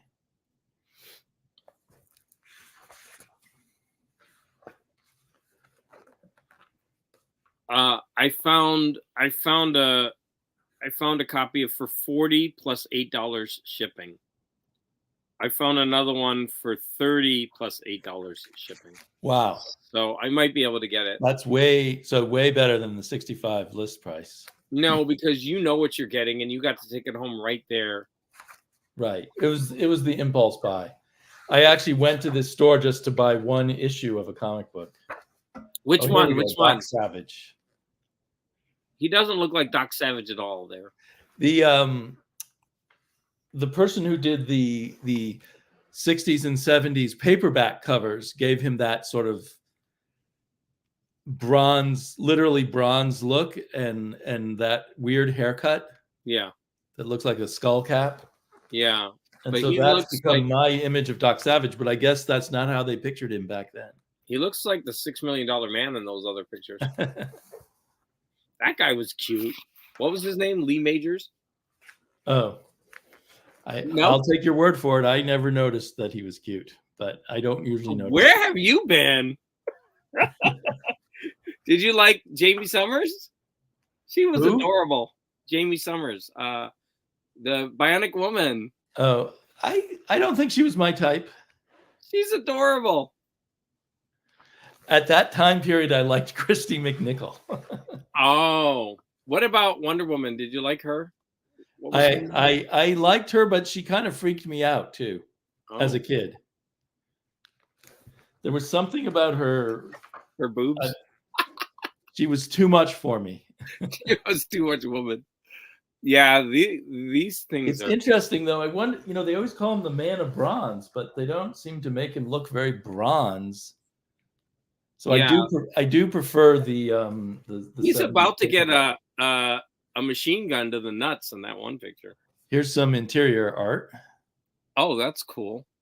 That's a weird picture. It is a weird picture. Gonna stab him as it says Professor Torgal prepared for a thrust that would drive the glass knife into the bronze man's heart.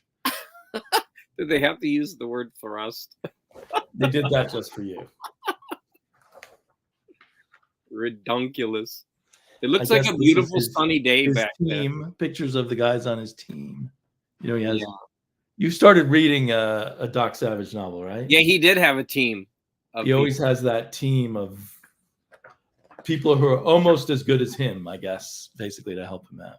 Look at that one. That's that nice. Could be on the cover of a Vanity Fair or something. Yeah. It's like a couple lounging. Ladies' Home Journal. Here's a bunch of covers. Those are gorgeous. I love it. I will own that book. Oh, here you go. Maybe you'll find that attractive. I don't know. No, I like him a little bit chubbier and hairier. I can't predict what you'll like, I guess. I Chubbier guess in this and one, hairier. is he parachuting? I'm not sure. I think he's, and it won't open. That's a pretty intense picture. Yeah, that's a good one. It's not just women who get the bondage. Wow. And you know what? Look at his look. The look on his face is like, yeah, baby. He does not look scared at all. It's his come hither look. Seriously. Yep, here he is chained up. Wow. There's more Doc Savage than Shadow. And maybe. It's hard to tell. I like the Shadows. Covers are interesting, but these are beautiful too. Let me see. Wow, you're right. There is more. This one looks like a James Bond. Exactly. Look at him. Well, James Bond doesn't get shot though. And there he is parachuting. You're right. James Bond doesn't get shot. Oh, here he is fighting the natives. That's probably what your life as a sailor was like. Yeah. One punch and I'd be out. I was no Doc Savage. Okay. I remember reading these cheesy Nick Carter novels when I was a kid. Apparently, Nick Carter goes way back. I don't remember those at all. Millie's getting some sun right now. This is from 1920. They were still writing them in the 70s. They were, those men's action books like The Destroyer and I can't remember the names of all of them, but Nick Carter was one of them. I don't remember that. In 1970, I was 2. Yeah, my experience of the 70s and yours were slightly different. Yeah. The skipper. Wow. Did you call someone a skipper in the Navy? No. I think that left after Gilligan. This is a good one. The Avenger. We would refer to the captain as a skipper sometimes, though. Not as just. I really like that. Weird cover. What does he have in his hand? Some kind of foaming test tube. Oh, it's a test tube. I was like, is that a Pez dispenser? In the frosted death, a fine white powder that resembles snow spreads a deadly plague across New York City, and only the Avenger can contain the outbreak and stop the evil forces from developing the substance into a mass-produced weapon of war. They're playing with the fear of drugs there, because they had cocaine at that time. Sure. Cocaine might have even been legal. I was going to say evil, but that's kind of sad. These Avengers covers aren't as big.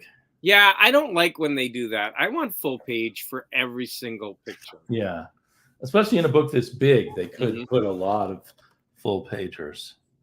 And this one they've chosen as a full pager doesn't seem as good. I guess it's a giant face watching a train wreck. Yeah. I noticed that in that Avenger, there's always somebody overlooking the whole scene. Morton, I don't know. For some reason, the Avenger just doesn't get the love. Yeah, look, every picture almost, there's a guy looking down on the scene like he's a god. I guess that's the Avenger. It says Justice Incorporated. I've heard of Justice Incorporated. Yeah. So maybe the Avenger was in charge of Justice. But here is a famous comic book. I had no idea it was related to these pulps. Super Snipe. Wow. Which is about a kid who gets all his powers from his comic book collection. Oh, that's interesting. I've never heard of that one. The first comic book store I ever visited was called Super Snipe. It's an early comic book store in the 70s in New York City. Wow. My grandmother lived in Manhattan, so I used to visit her there, and I discovered the shop called Super Snipe. That's so cool. I've never actually read a Super Snipe comic. They're pretty expensive. Maybe okay, here it says the paperback revolution. There's more of the Doc Savage that we know. And that's a great cover. Yep, there he is. I have that one where he's standing like that. It's a big improvement. It's a big he looks very intense. Here he is versus the devil. The devil on the moon and I died yesterday. What does it say? Devil on the Moon and I Died Yesterday. So it has The two covers- novels in it: Devil on the Moon and I Died Yesterday. Yeah, the covers on those are stunning. I want the entire collection of those books because they're just gorgeous. Yeah, but if you could get a whole book with the giant size reproductions of these covers, it might be even better. Totally. I want both. They probably don't reproduce all of them. Look at that one. Gorgeous. I think I have that one too. But it's small, like you said. I think I have the one where his shirt got ripped. No.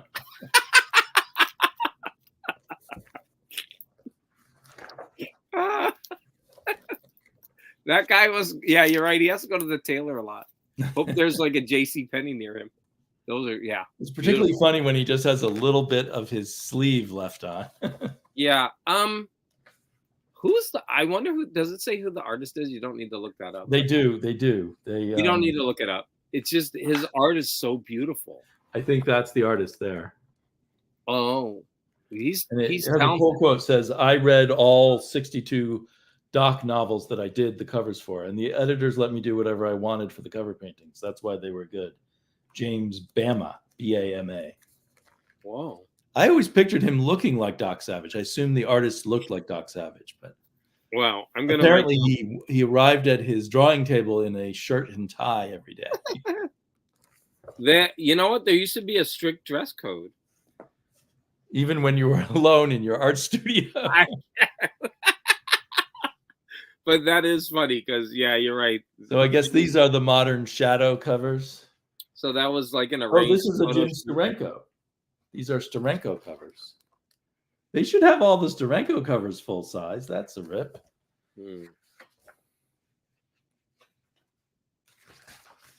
Yeah, so here's more Steranko covers. Wow. Yeah, you're right. They're all small. And these are the ones I read as a kid. I mean, a few of them, the Nick Carter novels in the 70s. Yeah, I'm not familiar with those. It was a little bit like James Bond, and there would be more sex in it than there should be for someone my age that I was reading it. It was like, how those old romance novels always have 2 sex scenes spread out throughout the book. And that guy looks like the one James Bond who only made one movie. You're right. What's his name? And I like that movie. This one is the cover for The Purple Zombie, written by Ron Goulart, under the name Kenneth Robertson. Your favorite. Yeah, right. Well, I've never... Goulart, I meant.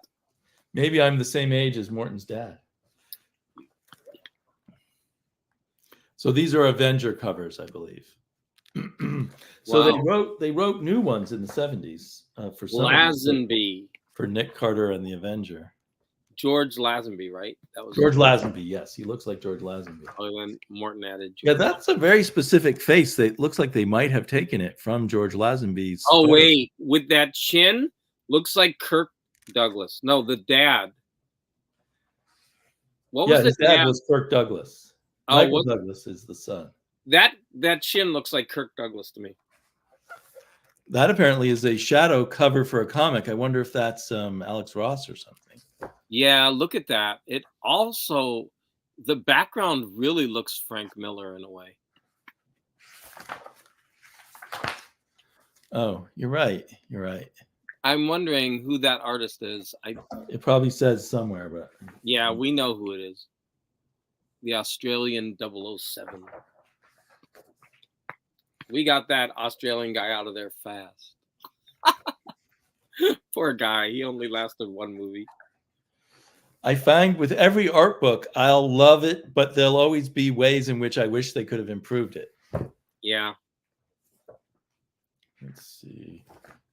But for $65, think of how much you're getting. There's a Bill Sienkiewicz shadow. That's covers. Amazing. I love Sienkiewicz's work. At least they put those full size. I don't know why they didn't do the Steranko ones full size. Oh, no. Well, I've probably driven away your entire audience by now. Oh, It doesn't matter. This is for us. Oh, I mean, if you're sitting there, you do matter to me. I didn't mean that, but I mean, this is personal. We get to talk about what we want. Oh, geez. James Patterson did The Shadow. Uh-oh. Well, I've never read one of his books, so I wouldn't know if that's good or bad. Lazenby turned down Diamonds Are Forever? That's interesting. I didn't know that. I assumed they just dumped him. Batman meets The Shadow. I think I've seen those comics before. That's very recent. It's written by Scott Snyder and Steve Orlando. Mm-hmm.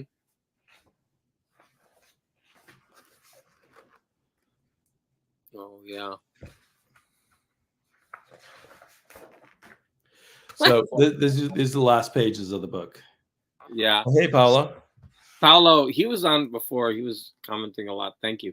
He had to tell us there's 6 people watching. So there's the back cover. Yeah. That they could 6 of the best people. Yeah. Unless 2 of them are you and me being counted. I don't know. My husband told me, he's like, don't do a live show because I feel sad when you only have 2 people. I'm like, it's okay. I'm just doing it to chat, and it's impromptu anyway. He thought he would go back to multiple pictures. Yeah. Oh yeah, you're right. I'm not in there anymore, and everybody has to see me, right? Let's do this. Oh no, I'm like, can you put your? You can't do it. I want to do like half and half. Wait, there. But my head's always going to be bigger than yours. I can't seem to arrange it right. I love that you're actually trying to do this. Wait. Okay, you just unplugged something. Oh God. Uh-oh. I lost him. He unplugged something. Oh Lord. Okay, you're back. That was a failed experiment. All right. I actually like this better because I mean you get more. So let me move my camera a bit. You don't have all that dead space. 7 now. Hi, ooh, we're up to 8. 8. I was hoping to get 10 at least. Instead, we got Connery and his massive eyebrows and perhaps the worst Bond movie. Just by chance, the other day I bought last weekend I bought a Shadow Meets Batman from the 70s. That I think that's an expensive issue, isn't it? I think it cost me $12. Oh, that's not bad. It's Neil Adams cover, right? No, it's actually, it looks like Adams, but it's actually Kaluta. Oh, really? Who became briefly famous for doing the Shadow in comic books. I only know his Demon Baby covers. I love those. It does look like Neil Adams, but I think he was trying to imitate Neil Adams or something. Wow. I want that. I'm jealous, more and more jealous. You find all the best comics. The comic stores around me don't have anything. I've got 14 comic book stores to go to. What the hell? It's why I'm in such trouble with too many comics. That is insane. You're so lucky. This was from a 50-cent bin. Wow, that's worth 50 cents for sure.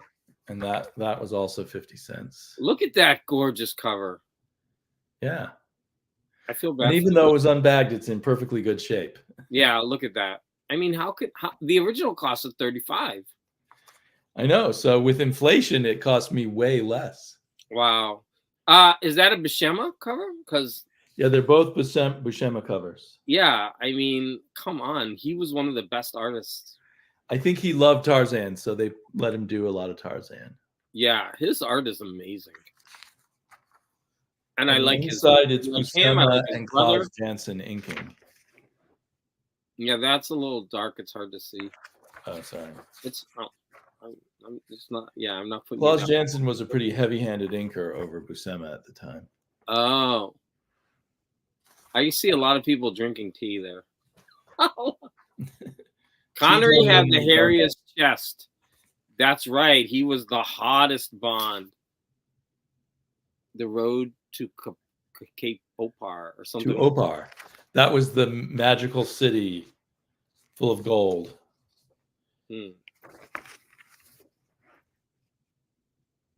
Tarzan with clothes on. I don't know if you approve. He looks weird there. He doesn't look like Tarzan at all. Okay, You're being told so- you have good comic book stores, I assume, somewhere in LA.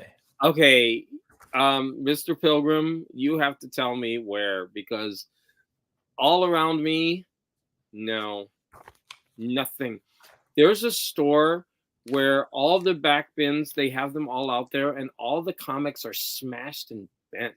Like, people pick them up and do like that to them. Oh yeah, that's a great Avengers. This was not 50 cents. Yeah. Can you please tell me the name of a good comic store near me? Yeah, I love that era of the Avengers. I'm trying to get them all myself. Well, since you like hairy men, there's a very hairy guy. Ah. And look at Cap. It looks like his foot is already broken. The way he's yes, smashed. That's an awesome cover. Where's Falcon? He's way down here. He was still wearing green. Okay, he's swooping up to try to get him, and he's still in that green and yellow suit. This one doesn't have Falcon on the cover at all. Doesn't have Falcon in the name. Maybe it's before they added the name. I love the way that went. There's no Falcon. Oh wait, it's before Falcon. I have that one. Yeah, this one is the first appearance of Cyborg, who went on to be very popular in the Teen Titans. Yeah, exactly. Okay, I'm trying to decipher this comment. Batman were in Swedish is Lederlappen, the skin flap. Oh, the cat is interfering with my computer. Hi, Millie. Oh no, no butthole, please. Lynn Vingen. Now she's trying to climb on my lap that's full of comics. Are you telling me Batman translates as the skin flap? I don't understand this comment, Morton. Batman, where in Spanish is the skin flap. The skin.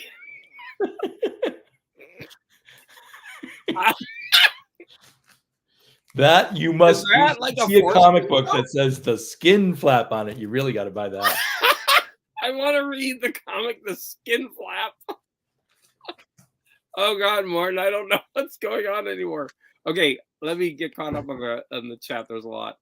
Go ahead and show that. This is one of those 80s Marvel graphic novels called Void Indigo. I remember that. I had it. I didn't read it, though. I haven't read it yet. It's by Steve Gerber and Val Mayrick.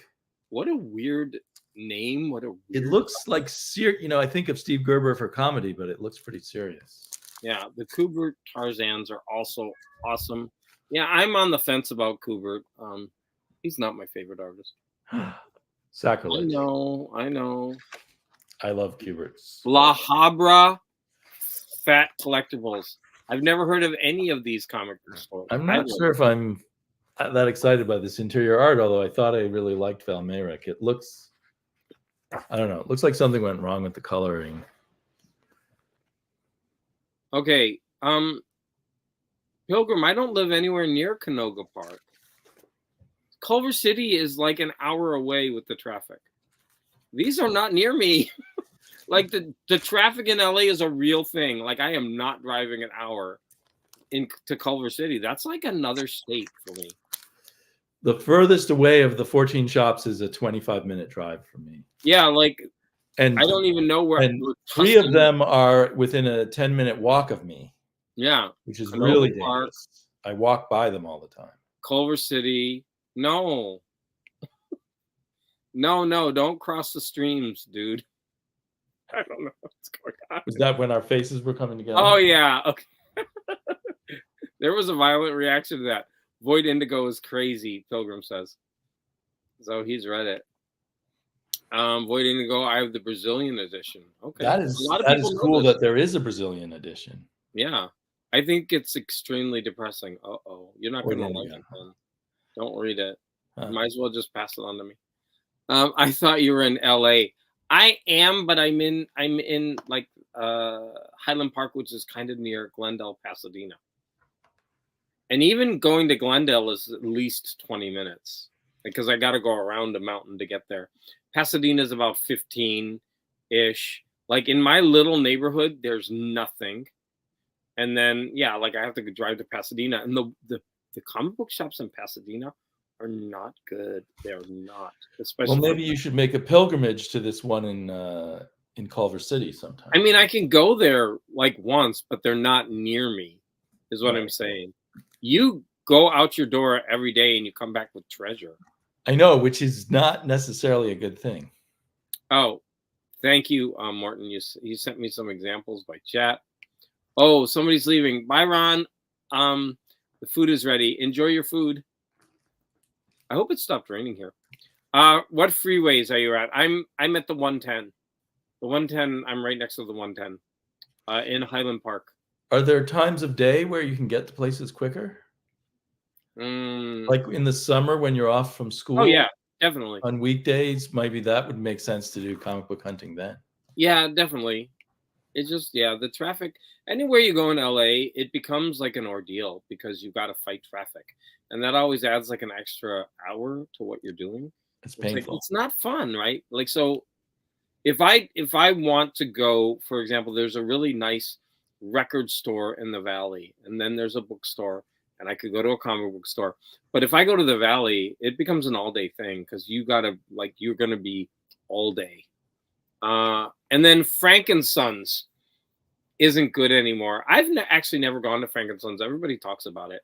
So if you're not aware, Frank and Sons is like this kind of a flea market, indoor flea market atmosphere that was all like comics, baseball cards, Funko Pops, and they were only open like in the evenings, like on a Wednesdays from like 5 to 9. But people would line up to get in there. But I've heard a lot of good things about it, but I've also heard that the prices are really, really high at that place. So Frank and Sons. Well, some stuff I have ordered online. I decided I wanted to get this whole what are they called? I think it's the science, the NESFA. What does that mean? The some like nonprofit science fiction group called NESFA, might be the Northeast Science Fiction Association, put out a complete series of hardbacks of Roger Zelazny's short stories. Wow. And I'm a huge short story fan, and I love Roger Zelazny, so I thought maybe I should see if I can afford to get, they're out of print now, but to get the whole set. So through Amazon Marketplace, I was finding decent prices, like in the $25 range, which is not bad for an out-of-print hardback. So I got volume 1 and volume 2. This is volume 2, and it's very nice. Look at the spine of that. That's really interesting. Yeah, it's a well-made book. I meant the outside. It's not on that thin paper that you can see through that some hardbacks I find have. But I'd like to see volume 2. This is volume 2. Volume 1 for the same price. They didn't tell me it was a library edition. Ew. So I'm so pissed off. It's like, do I, it even has this this tag in here, so it'll set off alarms and stuff. Well, the only thing I could tell you is you could remove the stickers and it might be okay. Sometimes it is, sometimes it isn't. You got to be very careful, but yeah, that sucks. Well, if you ever get another edition that you love, and I think there's like 4 or 5 volumes, so I need to get the rest. But now I'm a little uneasy. How do I know when I'm going to get a library edition or not? No, because when you go on there, it's supposed to say like new, right? Or because if it says like or new, lightly used or something, like you can't have that. And they're supposed to advertise when there's library stickers on it. You should complain. Right. I can never get rid of that part. There. No, but if it's on a bookshelf, you could actually white out. It is more used looking, like there's dirt marks on it in places and stuff. No, you should really write them and say, listen, I paid $25 for something that was supposed to be like new, and the other one is beautiful.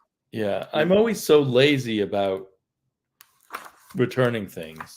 You don't have to return it. You could just say, look, I'm really dissatisfied that you weren't upfront about this. And in future, you need to do that. I wonder if they're connecting covers. They are. Slide it over. Wait, Wait, no, they look almost like the same cover. It is. Can you put one on top of the other and slide it over? You like this? No. Yes, like that.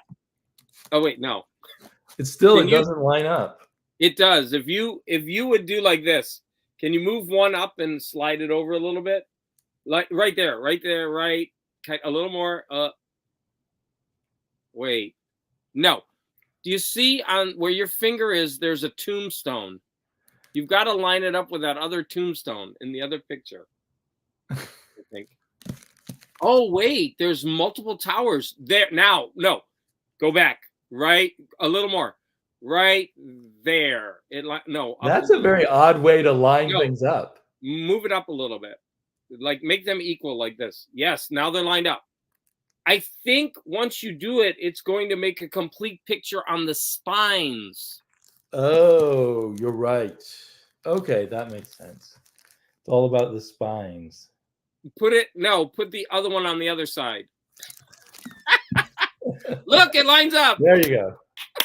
All that. So it's kind of each covers a slightly different portion of the same picture so that they can line up. So when you get all 5, you'll have the entire image that's on the front. That's nutty. I like it. Okay. Did this company do any other authors? I think so. I don't know a lot about it. I think, it was part of comes out of a fan group from Massachusetts. I want to know more about this. This is now I'm interested. There's so many weird things out there. Oh, on the back, it's in the back page. It says the New England Science Fiction Association. I'm writing it. All volunteer, all nonprofit organization of science fiction and fantasy fans. Besides publishing our activities, including running BosCon, that's the huge convention in Boston, New England's oldest science fiction convention in February each year, producing a semi-monthly newsletter, holding discussion groups, hosting a variety of social events. If you're interested in learning, so if you move to Boston, you can join them. Yeah, here's a list of other books they've done. Ooh, any interesting authors? Adventures in the Dream Trade by Neil Gaiman, Jane Yolen, Frederick Brown.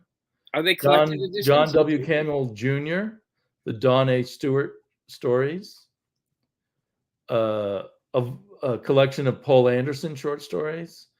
So they're kind of collecting things that the mainstream publishers lose interest in quickly, I think, in trying to make more, archival versions. The Works of Art by James Blish. The Time Travel Stories of L. Sprague de Camp. Ooh, I'd want that one. Transfinite by A.E. Van Vogt. That has a different connotation now than it did once upon a time. Mm-hmm. Yeah.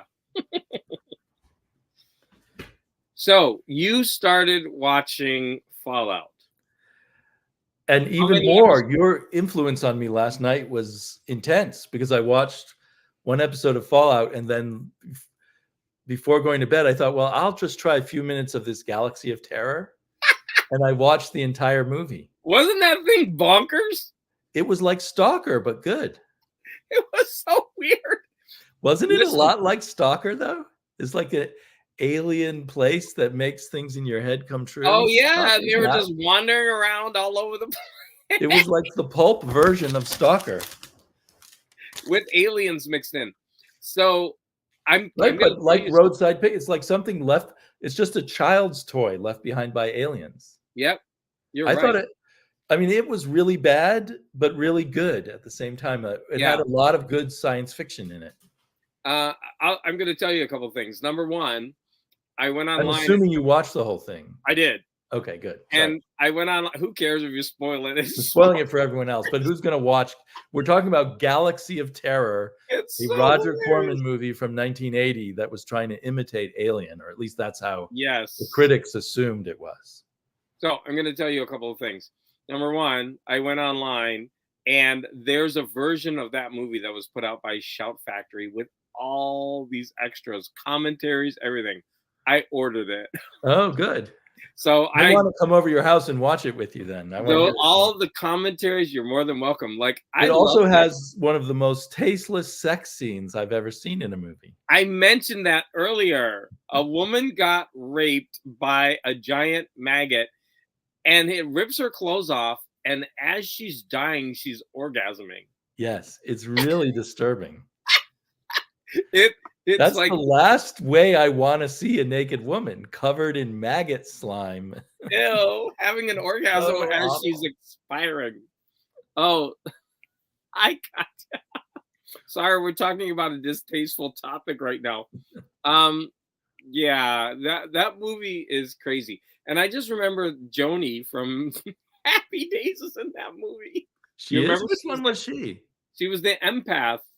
Oh, wow. I didn't recognize her. I kept thinking how she looked like Sigourney Weaver. Yeah, she's Joni. And I remember that this movie was actually on streaming on cable when I was young. And I had to watch it over and over again. Because at that time when you had cable, you would just have to watch whatever was on. And they like played it all the time. And I had forgotten it. And then when I started watching, I was like, oh my God, I remember this movie. That maggot scene might have been what turned you gay. Most likely.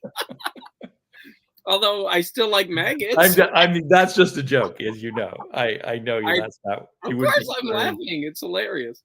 But another thing is, James Cameron worked on that movie. Right. He was like involved in the special effects and some other things. And either his next or his second to next movie was Aliens. And Bill Paxton worked on that movie as like the costume guy or something. Yeah, and they're saying that, I saw that. You can compare the movies, and his set design and everything looks a lot like it would be for the Aliens. Like, I remember the planet it looked just like that, everything. Yeah. So yeah, and it had what's his name? Ray Walton or something, who was my favorite Martian. Yeah. And it had the guy who plays Freddy Krueger. Yep. So many people in that movie. Now, maybe I was, because it was late at night and maybe I like wandered off for a second, but I never saw Freddy Krueger die. He's the one who figured out it was just all in their minds. And he told our hero with the mustache, because the hero, of course, has the mustache. I think, okay, so in one But then what happened to him?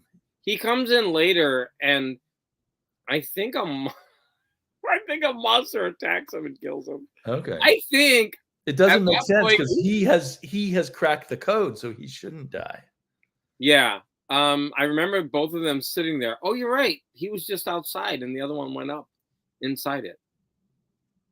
Like he was just sitting outside, and the other one started going up the steps. I think they just forgot about him. Yeah, unless he appears later. Because I remember the guy, when he's inside, he starts tripping out and seeing all the old people. Right, but I don't think Freddy Krueger was in that scene either. Yeah. I wonder if that's something cut from the movie. What happens to him? Let's watch the commentary. I'll tell you after I watch it again with the commentary. And in a weird way, it reminded me of like a old-fashioned Doctor Who.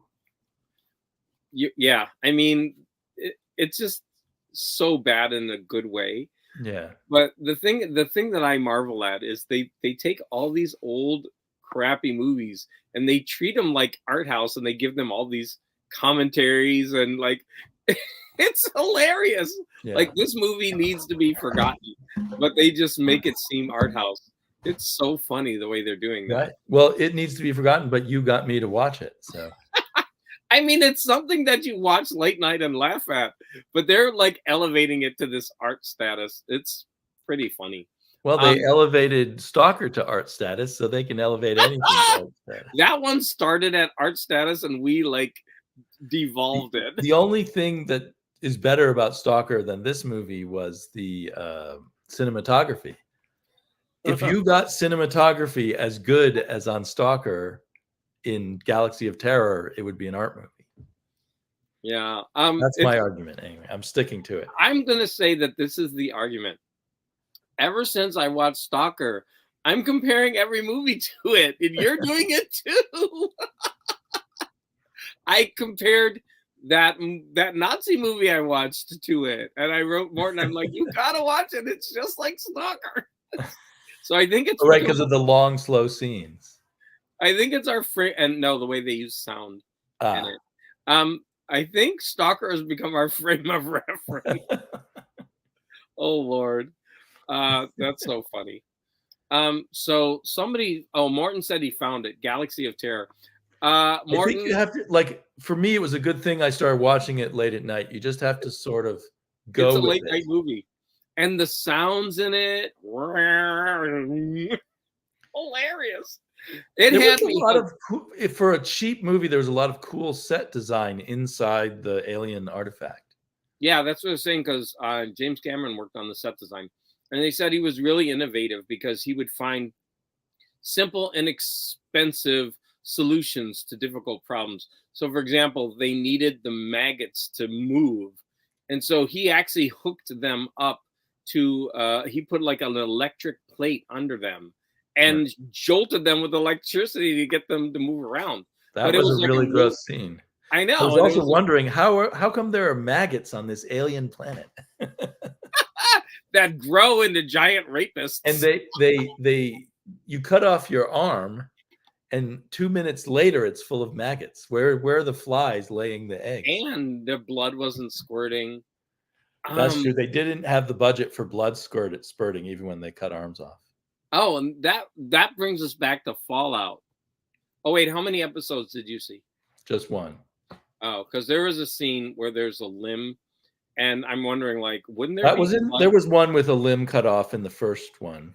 And I was wondering, wouldn't like blood be shooting everywhere? And there was an eye, a fork in an eye. Oh yeah, And the woman was just wandering around with the fork in her eye for a long time. yeah. She's in other episodes too. You know what? For me, I think I'll enjoy this ultimately, but the adjustment to really gross horror aesthetics in a comedy setting is a little hard for me. Like I like my horror stuff to be a little less gross. Like I didn't enjoy the maggots in the arm either, but so the violence in the middle part of the first episode, where the people are attacking, they just laid it on really heavily, and it just sort of it ruined the funniness of all the other stuff for me for a while. Yeah, it does become serious, and you're right. I think shows have to one up the violence to get people interested these days. I feel like violence has moved. The violence that was appropriate in pure horror movies has spread out to movies in general in a way that it's hard for me to, as an older viewer, I guess, to deal with. And it does worry me, in the way old people worry about media hurting people. It's like, are people going to get inured to other people's pain by these endless depictions of pain? Yeah, the violence in movies has gotten crazy. Like I remember my husband got mad at me because we started watching a torture porn movie. I do not like that genre at all. I even hear the name torture porn, and I'm not going to watch. And I had to turn it off, and he got super pissed at me. And I'm like, I can't watch this. It's too much for me. Like, I don't mind violence. I don't want that stuff in my head. Yeah, and I don't mind monsters. But when it's real, like when it's humans inflicting pain on other humans, and it's slow and it's torture, like the movie The Strangers, where there's a group of people and they home invade, and they just spend the movie like torturing the people. I haven't seen that one. Yeah, those kind of movies, like I get it. I watch that because it's not strictly torture porn. It's all about like what people do, and they like sneak into your home and then they take over everything. And I can handle that. But when you have movies where they just, okay, we're gonna kidnap people, and for the whole movie we're gonna slice off parts of them, like I can't watch it. I can't. And I worry that might be giving people ideas. Well, when you look back in the 70s, there was a branch of movies that were extremely violent. It's like the Italian movies, like the Zombies and the Dario Argento movies, and they're Cannibal Holocaust, and and I've not watched those movies, but I'm assuming that I would go into them sort of knowing what I was gonna get. Yeah, I So I just think they're becoming more mainstream now. Those you had to seek out. You would have to go to this like special midnight screening of them, and you know what I mean. But now they're just everywhere on TV. It's just like, ooh. Yeah. Let's read this comment by Ron. He wrote, "Yeah, me again. Did anybody ever see Death Curse of Tartu? My mom and I were watching it, laughing and thinking this has to get better. Spoiler: no, it didn't. Okay, I'm writing it down. I'm gonna watch it now." Death I'm Curse. gonna look for it too. I already got from this stream. I got all these notes of things that I got to look up. Oh wow! Death Curse of Tartu, and I'm gonna write down your name, Ron Dale, because I never remember to credit people. Yeah. So you talk while I'm. Does Ron have a video channel? Can you write that in the chat, Ron? Death Curse of. Maybe he doesn't. I don't know. I can't look from the Ron Dale. From where I am in StreamYard. I can't check these. Can't see it. It's Ron Dale. Okay, Ron Dale. I'm sure he'll get in there. So yeah, there's so many schlock movies out there. If it's got Roger Corman, the name, you know you're in for something. Although one of my favorite comedy movies is a Corman movie, and that's Rock and Roll High School. I saw that as a kid. And that's a great movie. I like that. And for years, I couldn't find it anywhere. I remember when I was like 18 or 19 when it came out, it was like I heard about it, but it didn't play any theaters near me. And when VHSs came along, it didn't come out on VHS for a very long time. Now you can get it easily. The main actress in that movie, I loved her. PJ Souls. Oh, I'm sorry. No, I'm thinking of the principal. Right. You're right. She wasn't the main actress. What's the principal's name? I know was she in Eating Raoul or something? That's what I was just gonna say. I love that movie, Eating Raoul. I love her in this movie, and there was another movie that she was in that was really good. And I really, if she was in it, I would watch it. And she was actually in a music video, so I had to do a challenge from This Is Music, and he sent me, oh no, wasn't This Is, maybe it was This Is Music, 10 weird like videos. And so I was watching them, and she popped up as the mom in one of these videos. She goes out on vacation, and the kids skateboard all over the house, and they like destroy the house, and they like graffiti the whole house while they're gone. And that was a side. Sorry. I feel like there's been other good Roger Corman movies. I think there was a bunch of Vincent Price movies that they did together that were pretty good. Yeah, definitely that would have been his earlier. Edgar Allan Poe. Yes, movies like Mask of the Red Death and that kind of thing. And those are expensive to get. Are they? Oh, okay. Yeah, they actually have them for sale. They have them sets, and they're like $60 for the set. Wow, that's not that expensive. I guess when you count, if you want all the movies in the set. Yeah.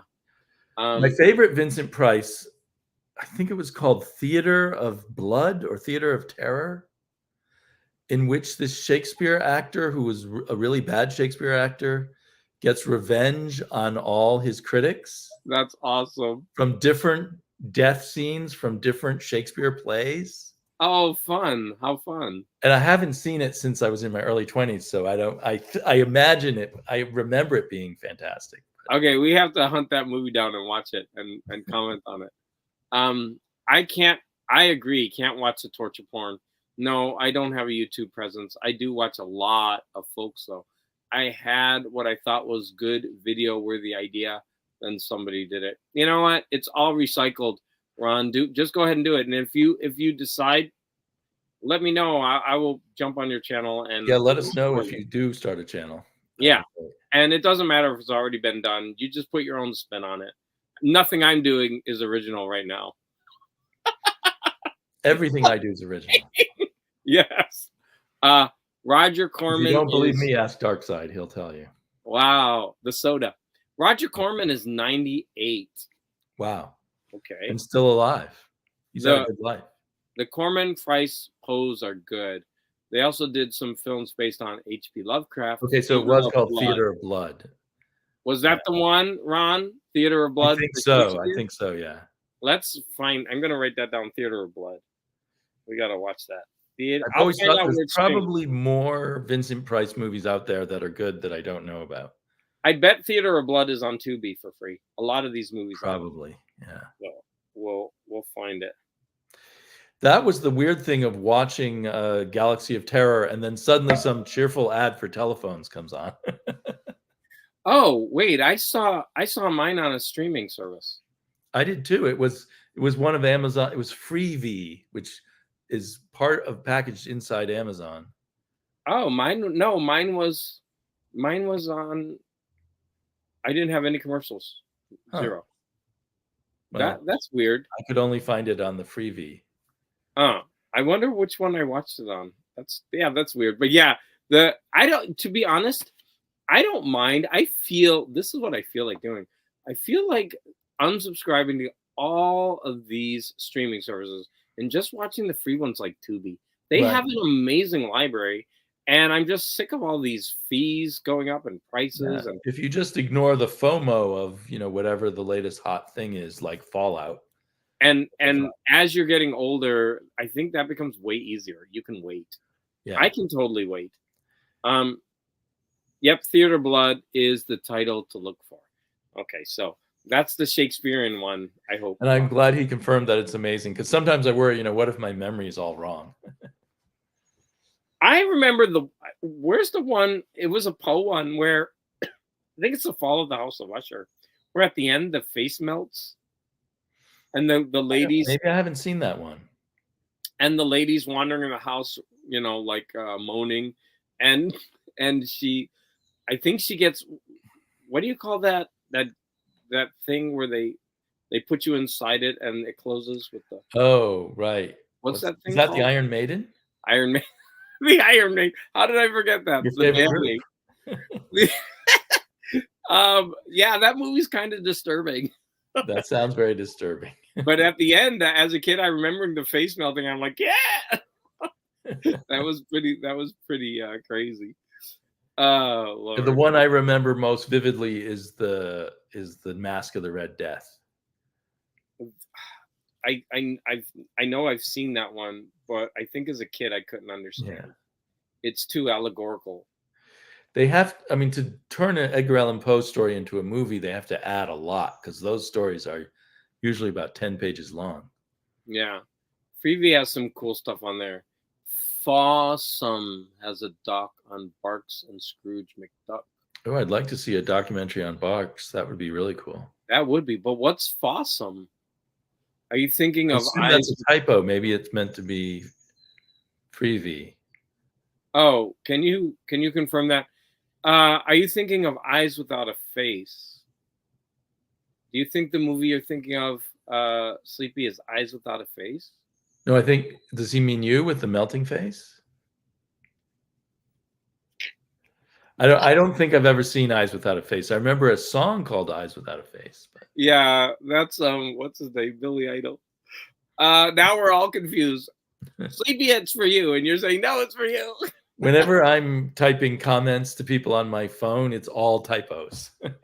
Yeah, Iron Maiden have been disproved, by the way, the torture implement, not the band.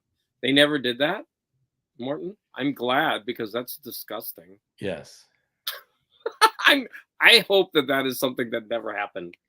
Oh no, the name of the book, the documentary, is called Fossum. That's an unusual name for being. I'm writing it down, Fossum. Carl Barks, Fossum. And it's on Freeverse. I don't think I know. Okay. I haven't. Yeah, I have Freevee. I don't know. Maybe we can get Freeverse by going online or something. Oh no, he did write Freevee. Not Freeverse. Here, he wrote it. Freevee here. It's my interpreting skills. I'm all over the place with that. Freebird. French title is La Yeux sans visage. I think that movie is in the Criterion Collection. I'm pretty sure. I haven't seen it, but I'm pretty sure. Awesome seems to be an app also for watching free movies. No, it was something Writers and Others came up with in the 1899s. Oh, okay. So I'm glad, Morton, because But how come there are Iron Maidens in museums? Are there? Awesome. Or are they just in like wax museums or something? Oh, maybe. They're in a lot of scenes in movies. 1800s. The Barks dock, I'm not certain of. Fossum is a station title. Okay.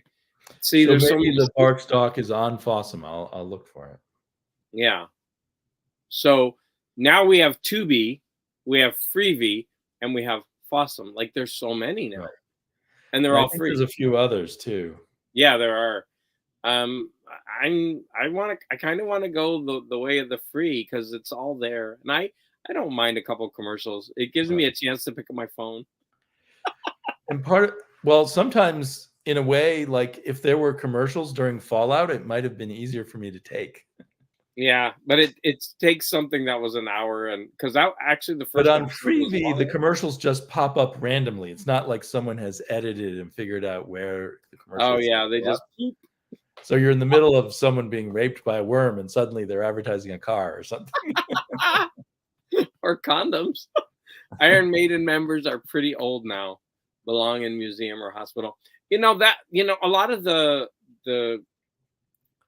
people we grow up with, they're 80. Right. Like, we talked about Phil Collins and how he still wanted to do a concert even though he was in his walker thing.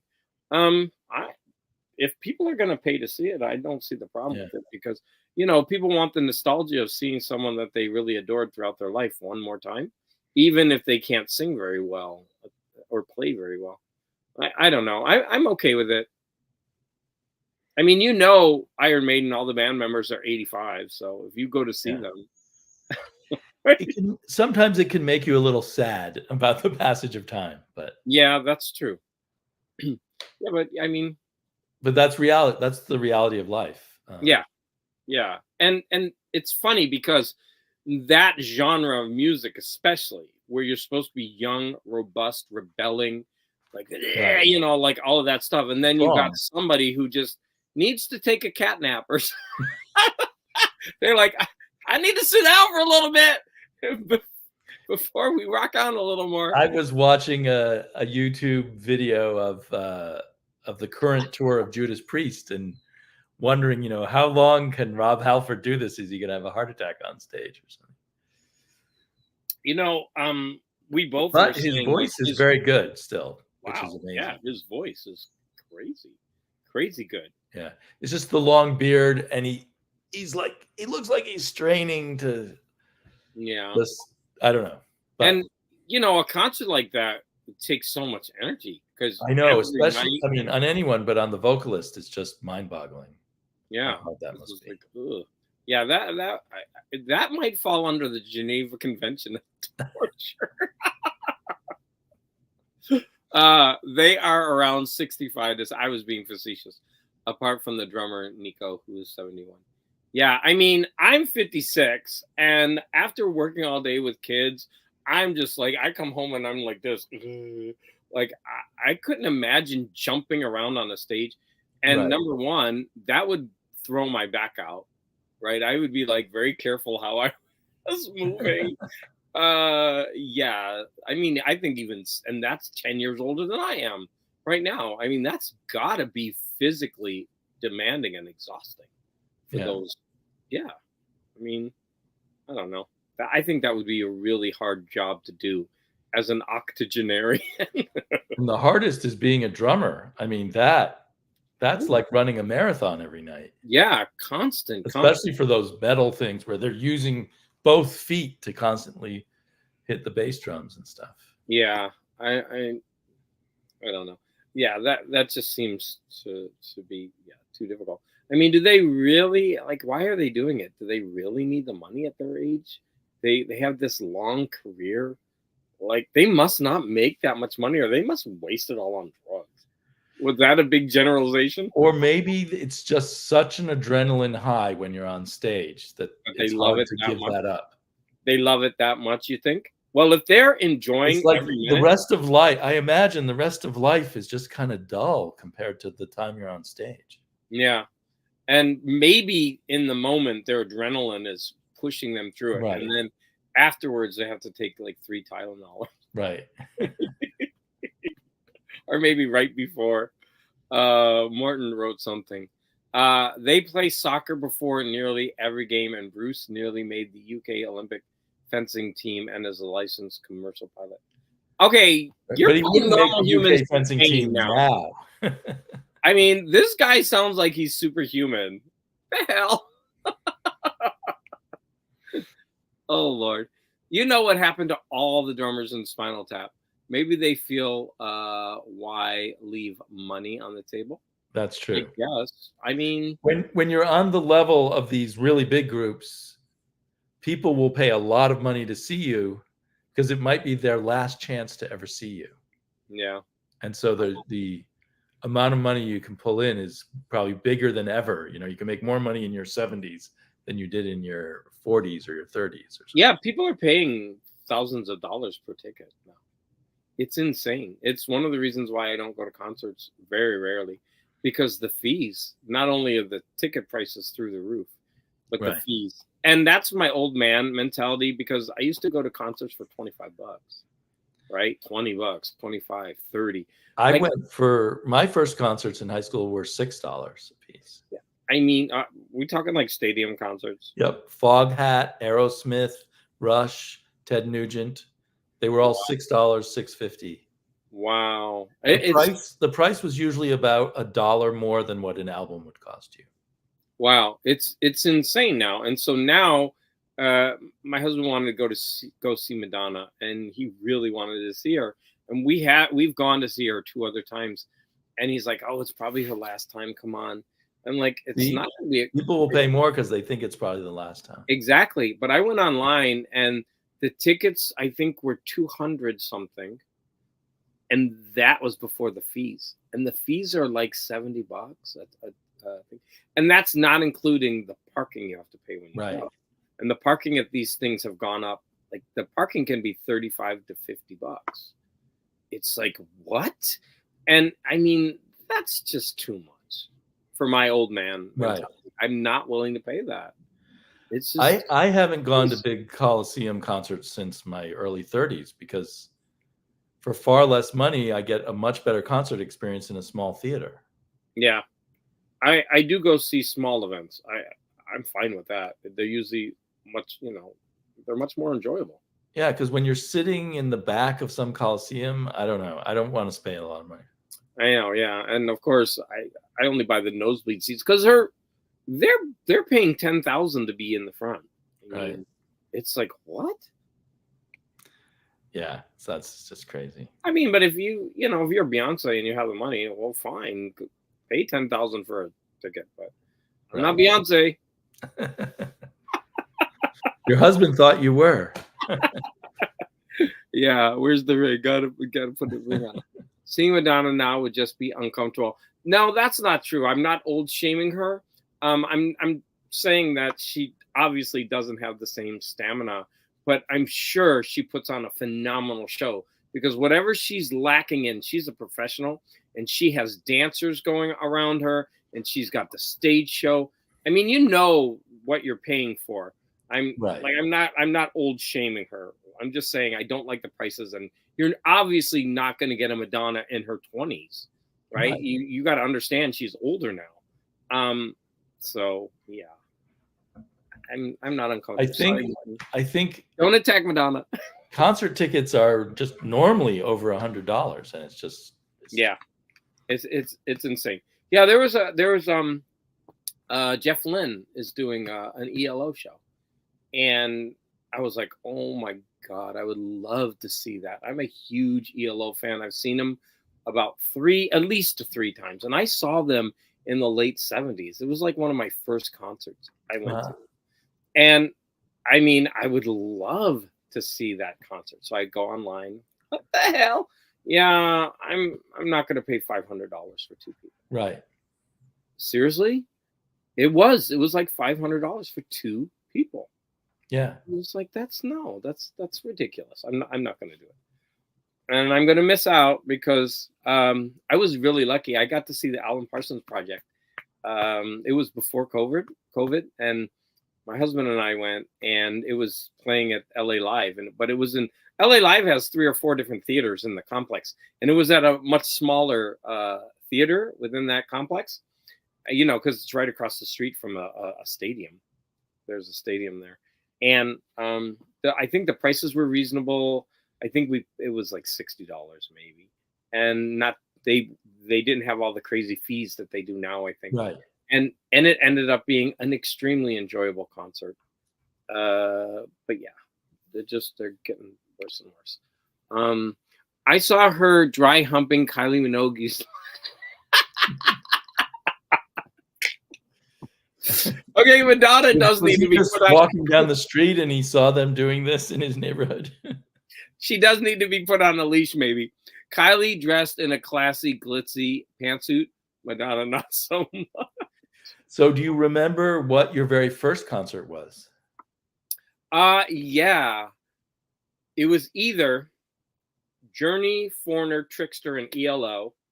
It was a Coliseum concert with those 4 groups. I've completely forgotten about Trickster at this point. Yeah, Journey, Foreigner, Trickster, and ELO. One lineup. And we were there it was like from like 4 o'clock until midnight. And my sister was with her boyfriend, and they were like getting high. And me and my niece, we were just running around the whole stadium. It was How like, old were you? I couldn't have been very old. Maybe 10. Wow. 12. Was it hard to sit through that long of a show? No, we didn't sit. Oh, right. They had blankets out on the field, and we were just like running Oh, you're around on a field. Okay. Place. Like this, it was. We're surrounded by adults smoking pot. Exactly. It's so different now, right? It was just like they brought us there and they just released us, and we would come running up every, once in a while, bothering them, and then go run off again. But I remember I saw that, and I also saw. I'm pretty sure I saw Fleetwood Mac, and it was another one of those concert series. In fact, my sister might be. She sometimes joins my live stream. Sorry, Lynn. She was the sister.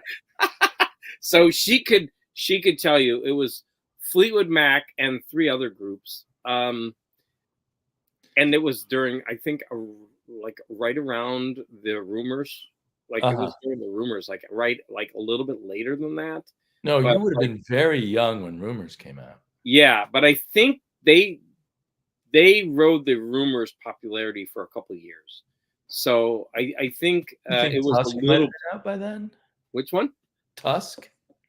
It was before Tusk. So I definitely I'm pretty sure I saw that. That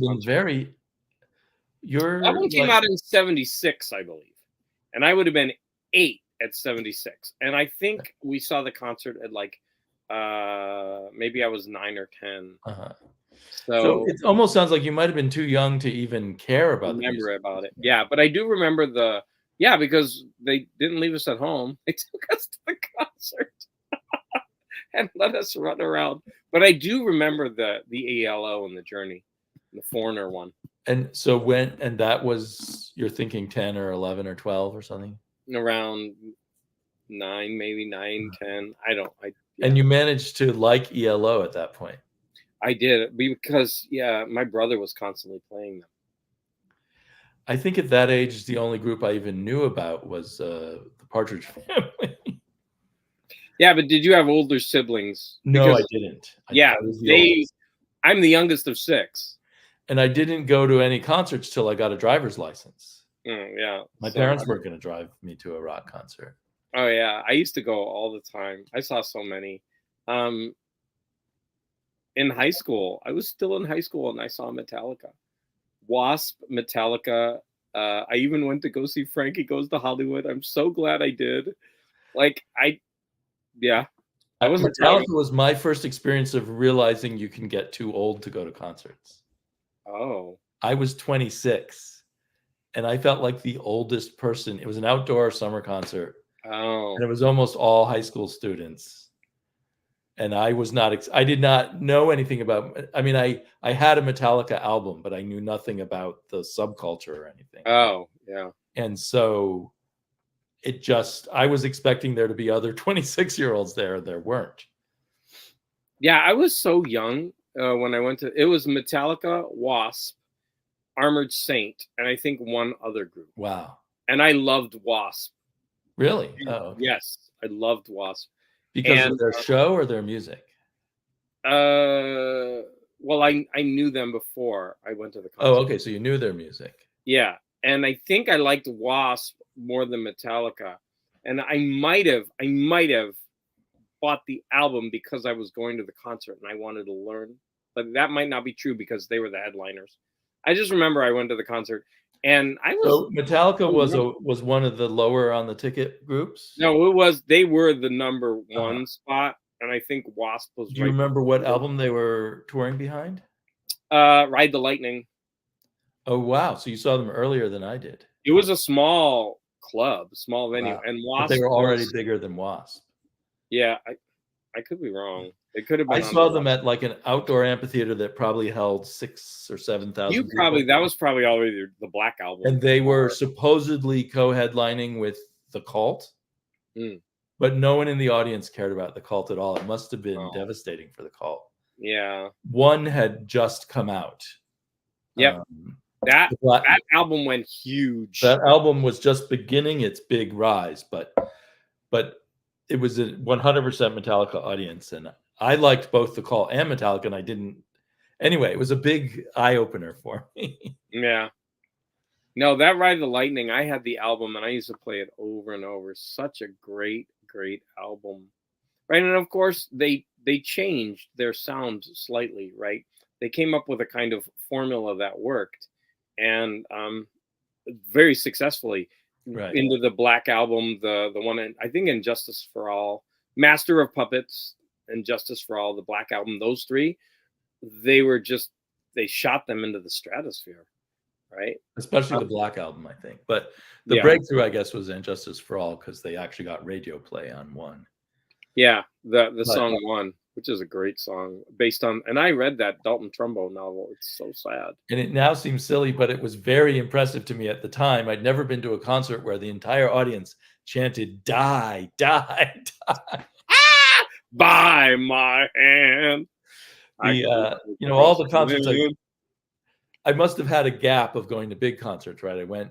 I saw a bunch of stuff in the very early 80s, and then I don't think I mostly went to clubs, and then I went to see Metallica, and just seeing 6,000 or 8,000 high school students chanting "Die." It was very striking. It's very like Nuremberg rallies or something. I don't know. It was scary.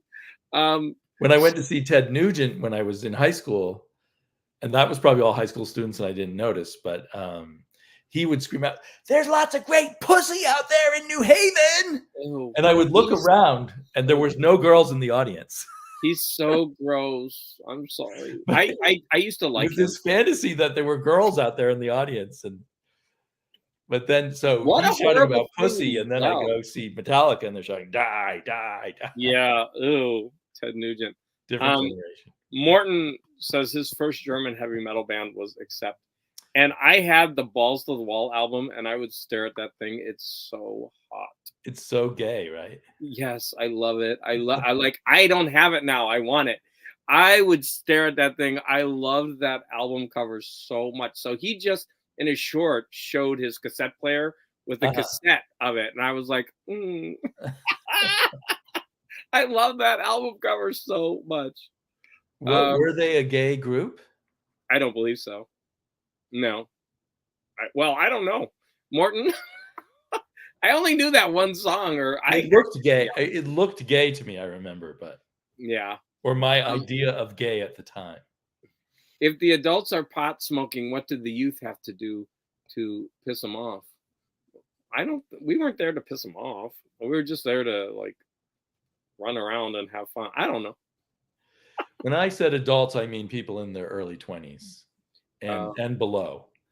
Everybody from high school up to their early 20s at concerts at that time would be smoking pot. Yeah. My brother got me tickets to Rolling Stones in Gothenburg. Oh, man. By my mother's sabotage. That's tragic. Oh, I've never seen the Rolling Stones. I saw them in the early 90s. Yeah? but I was at the back of a, football stadium, and it was horrible. I think that's when I decided not to go to big concerts, actually. Oh, yeah. They had a screen up. They had a screen up that you'd see Mick Jagger's face. And because I was so far away, the speed of light is faster than the speed of sound. So it was like I was just watching an out of sync video. I paid $40, which seemed like a lot of money then to see. It's weird to be at a concert and you're watching a screen. It happens a lot these days. Yeah, I don't want to do that. I was going to see Wasp warm up for Iron Maiden, but they were told if they didn't tone down the stage show, they couldn't play, so they stayed away. They do have like a lot of, it's like a Alice Cooper type thing. They put on a show, which is fun. I guess too much blood. They probably didn't. Iron Maiden didn't want to be shown up with a better stage show than they had. Maybe that's I don't think so. It was a German thing, I guess. It was, what do you call it? A German fetish of the. We're not going to say. At the time I thought they were gay and they were just playing metal so that the average metal audience wouldn't think about it, but I don't know. Yeah, especially with their song being Balls to the Wall, although it can have other meanings when they look so gay and then their big song is Balls to the Wall. Well, I think it's the cover that looks gay. When you actually see the band, they don't look like anything like that. Oh, okay. There's no one in that band posed for that cover photo. That's what I'm saying. Which is worse, tossing out your comics baseball cards or sabotaging a lifetime memory? Is it the first one part of sabotaging a lifetime memory? Well, how did your mother sabotage it? What I took that to mean, like she ripped up the tickets and you weren't able to go or something like that.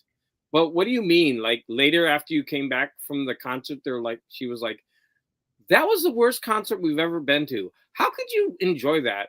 Did you actually enjoy sitting through that? I mean, did she do that to you? Like, I need more details, Ron. Jump in and explain it. Let's see. Did you want to comment about tossing out comics and baseball cards? That's horrible. We hear that a lot, right? About parents doing that, and that stuff is worth so much now. Do you know any stories like that? My dad threw out all my heavy metals. He said they were porn. You mean the magazine? Yeah. Sorry, the heavy metal magazine. Wow. From the early, I was buying it from issue 1. Wow. And so it was the first year or two worth of heavy metal, and he threw them out. Do they fetch a pretty penny? No. Yeah, I had to pay $150 for heavy metal #1. Oh, okay. Sorry. I know what you mean now. I thought you meant the heavy metal magazine, like reviewing heavy metal acts. No. Sorry, the comic book magazine, Heavy Metal. I got it now. Richard Corbin and the Mobius. I know. You know what? Your dad was right. It was porn. It was porn. He was right, but he should have kept it for himself. He had Playboy hidden in his sock drawer. I used to find I know, the hypocrite. But the thing is, yeah, those things are very expensive. I wish they would actually do a facsimile edition of Heavy Metal #1. That would be awesome. I don't think they have the rights because each creator owns their own part of it. Oh, yeah. I mean, if everybody got a chunk of it, they would probably say yes. But to get together all the heirs and everything, Yeah. I saw the Stones 2 times, Steel Wheels tour. I remember that tour. So I saw Bill Wyman before he left, and one more time. Again, Morton, you're like preaching to someone. Like, I do not like the Stones. Keep your Stones comments for a better stream. No, I don't know what you want to say. I'm not a fan of the Stones. I wish I'd seen the Stones in the Some Girls era. That's kind of my favorite. That I actually do like that stuff. I do. I like that album a lot. I actually have that one. I would love to have seen them in the Sticky Fingers time, but I was a little kid then. Yeah. No, Wasp played the night before in Sweden. Drammen City Council were on a Jesus trip or something. Yeah, I get it. Oh, so it was something in the city that asked them to tone it down, not the band. Yeah. Say. we automatically assumed Iron Maiden bad ones. Right. She said I couldn't go. It was dangerous for an 11-year-old. Well, she's kind of true. It's true. She's doing what a mother should. But weren't you going to go with your dad? She called my friend's mom and ruined it for him. Oh, my brother was 27 years old and I would have been fine. Oh, he's an adult. He probably would have just gotten drunk and smoked and left you alone, though. She knew your brother. Now I forgot, which concert was it that he didn't get to go to? Is this the Stones? I think the Rolling Stones. Wait, I'll scroll back and we'll find it. See, where's the one where it said he ruined it? Sabotage. Here it is. My brother got me tickets Rolling for Rolling Stones in 1982. So that would have been what, around the time of yeah.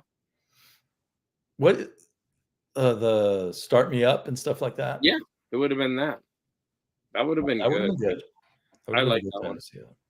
Well, because there's still kind of, some girls would probably still be a big part of the mix.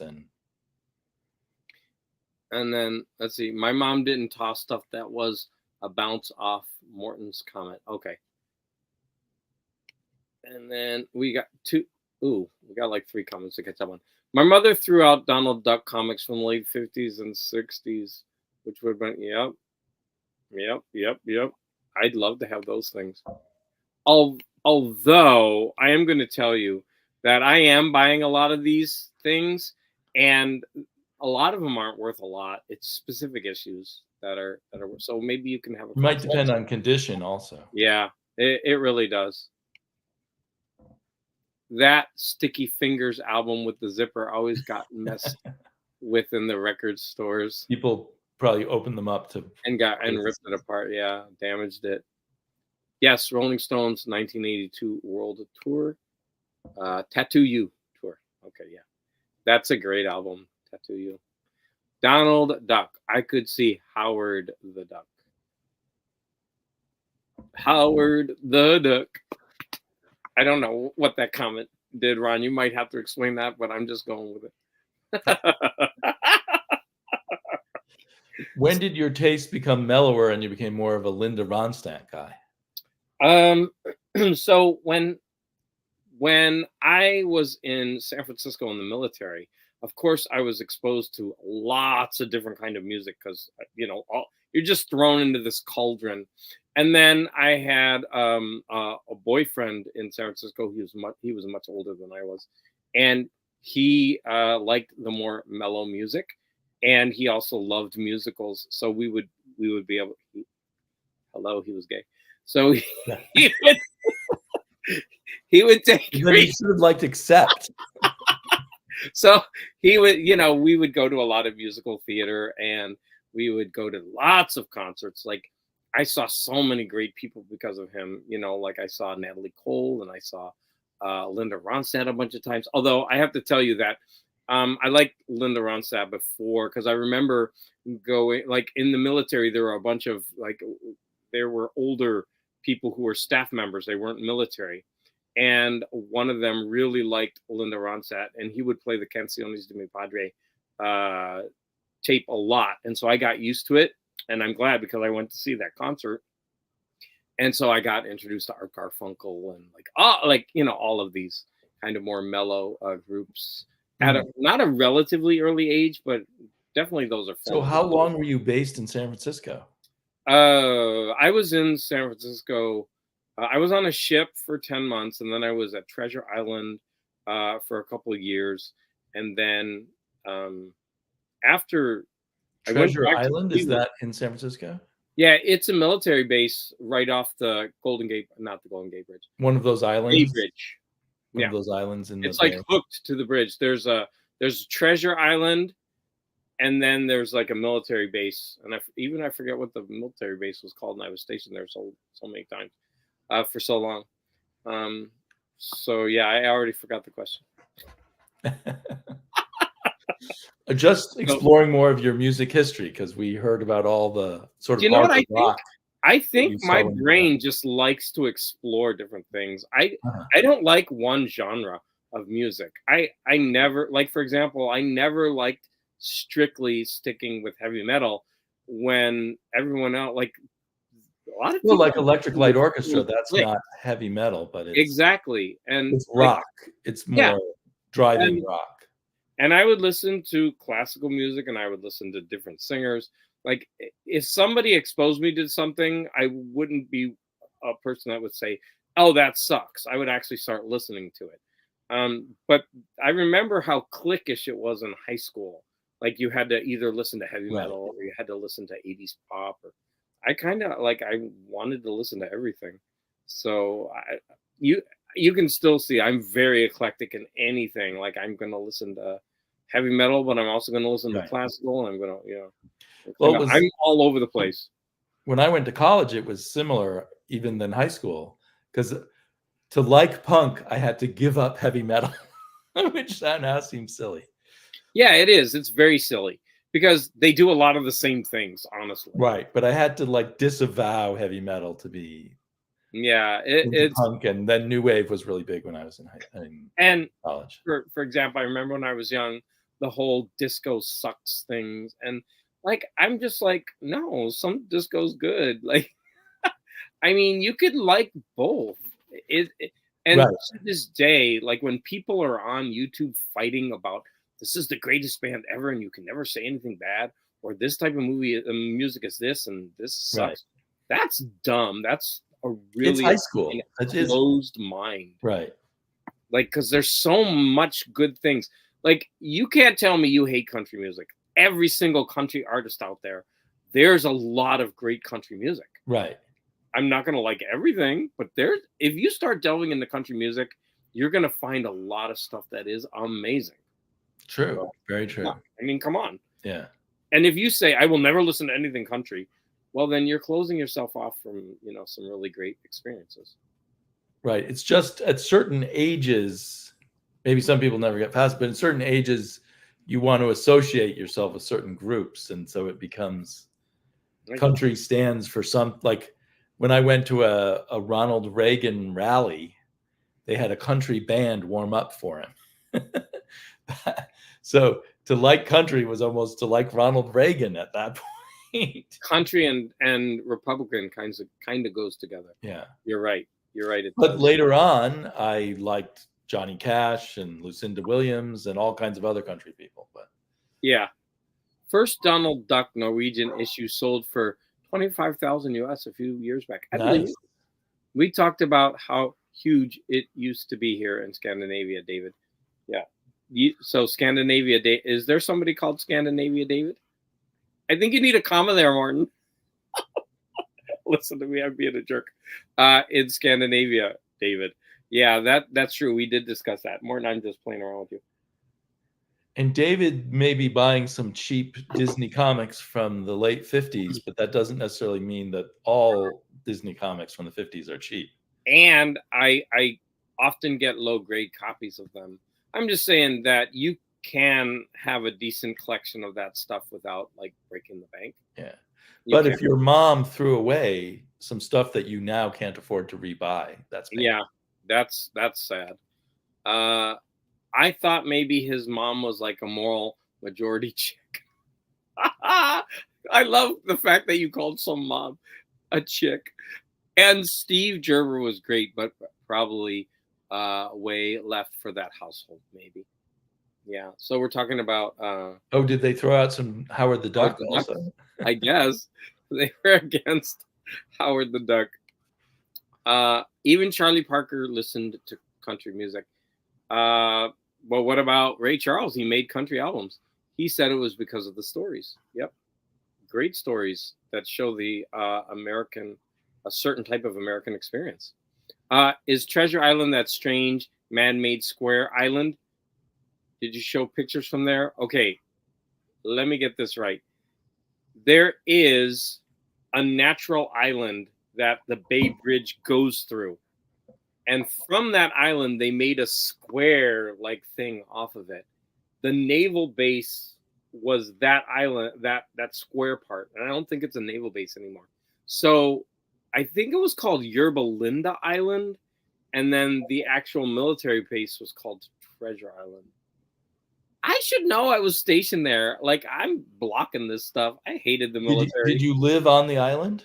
Not on the island, on the man-made flat area, which was the naval base. And could you drive onto the bridge, or did you have to take a boat to get to the? No, you would drive. You would have to get off the bridge in the middle of the bridge, and you would go down through the island and come to the. So there was an exit ramp in the middle of the bridge. Wow. Yeah, and you have to get on in the middle of the bridge. It was so scary. I actually crashed. I had duty driver. This is how stupid it was. Part of the new people coming to that base had to be duty drivers. I'd never driven before, and I had to get right into San Francisco traffic on a bridge. Man. Like, and it's a freeway, and like I crashed. That guy was supposed to get on a plane. He never made his plane. And I was like, I told him, like, look, you really shouldn't be putting me, making me drive. But they were insistent because it was like a rank thing. We had to drive, the officer around. It was also like a chauffeur service.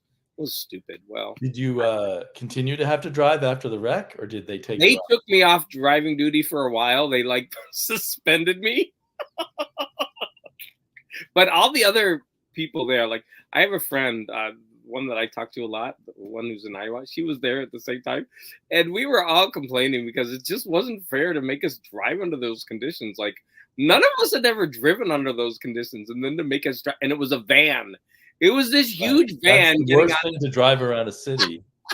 And it was going right from a lane, and you went right into the like freeway traffic. You had to merge really fast. Yeah. And I wasn't successful one time. Well, I warned them. I didn't do it on purpose. So, yeah, I guess it was closed in 1997. So I don't know if it's actual. When were you stationed there? In the 80s? 80s or early 90s? 87. Maybe like 87 to 89, something like that. Yeah. So Morton said, I understand. Sorry about the comment. I was just being anal there. Yorba Linda. Yeah, I think it's Yorba Linda, not Londa. Figures Nixon would come from a square island that is banned by Fox. I don't know what happened to that one, so sorry.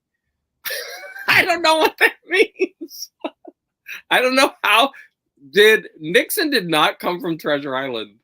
I don't know what's going on. And it's banned by Fox.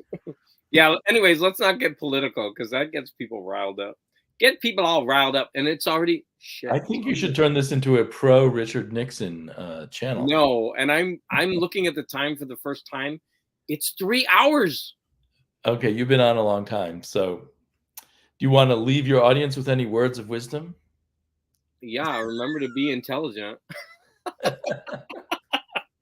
That's crazy. I did not know it was 3 hours. Sleepy, you talk a lot.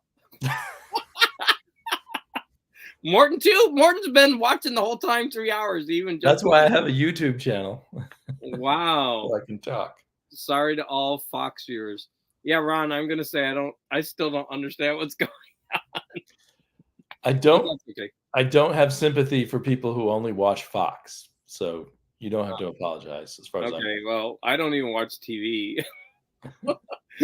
But I'm assuming we're talking Fox News here. Yeah, I don't even watch any of the news channels. I only watch what's his name on HBO, Bill Maher, and then I watch that other guy, John Oliver. I like those two. That's what I watch. What does this say? Nixon was born in Yorba Linda. Okay, yeah, that's true. Yorba Linda is a place. Is that what the island's called then? Yorba Linda Island? This square island you're on is Yorba Linda? No, remember there's a natural mountain that the bridge kind of goes through. It's like an island, natural kind of regular, and then they just man-made like a. Do people live on the natural island and get born there? It's really small. Yeah. It's like, tiny. Seems unlikely he would be born in one of those islands in the San Francisco Bay. But a lot of people take pictures of the Bay Bridge from there because it's a beautiful spot. Because you're elevated as you get off, you're elevated and you see the whole bridge before you. And when the sun's going down, it's gorgeous. Yeah, my throat hurts. Yep, I know, can't type. That's a perfect example of it. Sorry, Ron, I'm just being, what is it? I'm being punch drunk because I've been on for 3 hours. And my dogs have been here the whole time. Did you see my baby? Look, he's in my lap. He's keeping me warm. What's the name of this one? Fred. So Fred. He's my sister-in-law's dog. So he's just hanging out. And it started raining again. Named here. after Right Said Fred? Oh, I don't know why she named this dog Fred. Like, that is like the worst name ever for a dog, not for a human. Fred. I prefer Nixon was in the Navy. Okay. So you and he have a lot in common. Yeah, we do. Ugh. Don't get me started with Nixon. No. I mean, not Nixon. To me, Nixon now seems not so bad. I'm thinking Reagan. Reagan is the one I'm mad at perpetually. But we don't need to talk about that. A friend of mine got really angry because I was expressing. It was a good argument because she loves Reagan because he started a program where she was able to get her citizenship. Right. So a lot of people became naturalized under him. And that's a really good thing. But what he did to the gay community with AIDS, to me, is unforgivable. So I'm like, yeah, you can love him all you want, but I'm still allowed to hate him. Nixon put through some good environmental laws. So, yeah, I was talking about Reagan, but we're going. I know, but it just made me think there are things that you can like and dislike about a lot of people. Obviously, yeah. And all of them seem good to me compared to Trump. But we weren't supposed to talk about politics. Sorry. Manic Street Preachers even made a song about Nixon. All right. I already said my final thoughts. You go ahead and say yours. I said drink more coffee. I need some, and have more comics, which you seem to do daily. I don't have any problem with having more comics. I know. You got a huge haul last night. That's because I got a box in the mail. It's like once a month. Right. That was too much. You're right. Once a month, plus if you do Whatnot or other things like that. You know, I actually have. You got to be. You've been staying off Whatnot, haven't you? I haven't been on Whatnot. I haven't showed a Whatnot haul in forever. So I'm trying to save money to get my bank account up a little bit, but I've actually spent a lot this month, and I'm keeping record of it. I wrote everything down in this book because I'm trying to manage my finances a little bit better. It's already a lot of money. I'll flash it to you. Look at this whole page, and I didn't even write down. Look at everything I bought. Take a picture of that. Wow. Look at that. Pizza, $21. Look at everything. Post office, 85 cents. $85. Goon, 50 cents. Goon, $50. Things add up. Yep. And that's the problem because I have already probably at least $1,000 or $1,500 here. Like, it's insane. $250 for Indicator Films. Yeah. My husband made a mistake. He was like, I'm going to tell this. Sorry. One story. So I was telling him about all these Santos movies that were for sale. And he's like, nah, we don't need those. Don't spend the money on them. I'm okay. And so like 2 days ago, he came in. He's like, oh, the lady who was the villain in all the Santos movies just died. Did you buy the movies? I was like, no, you told me not to. He's like, buy them. And so, of course, I didn't just buy those movies. I bought all the other ones I wanted to. And so that's his fault. But I'm going to give him those Santos movies for his birthday. So his birthday's coming up. So that's going to be part of his birthday present. He'll be turning 26, I assume. Oh, crap. What have I done? Oops. Just picked up a bunch of new Teen Titans at Still City, Colorado. Con. Okay. I don't know about this con. Is it a big one? You know about cons. I'm trying to think which city is Steel City. Sounds to me like that's Philadelphia or Pittsburgh. Okay. Pittsburgh.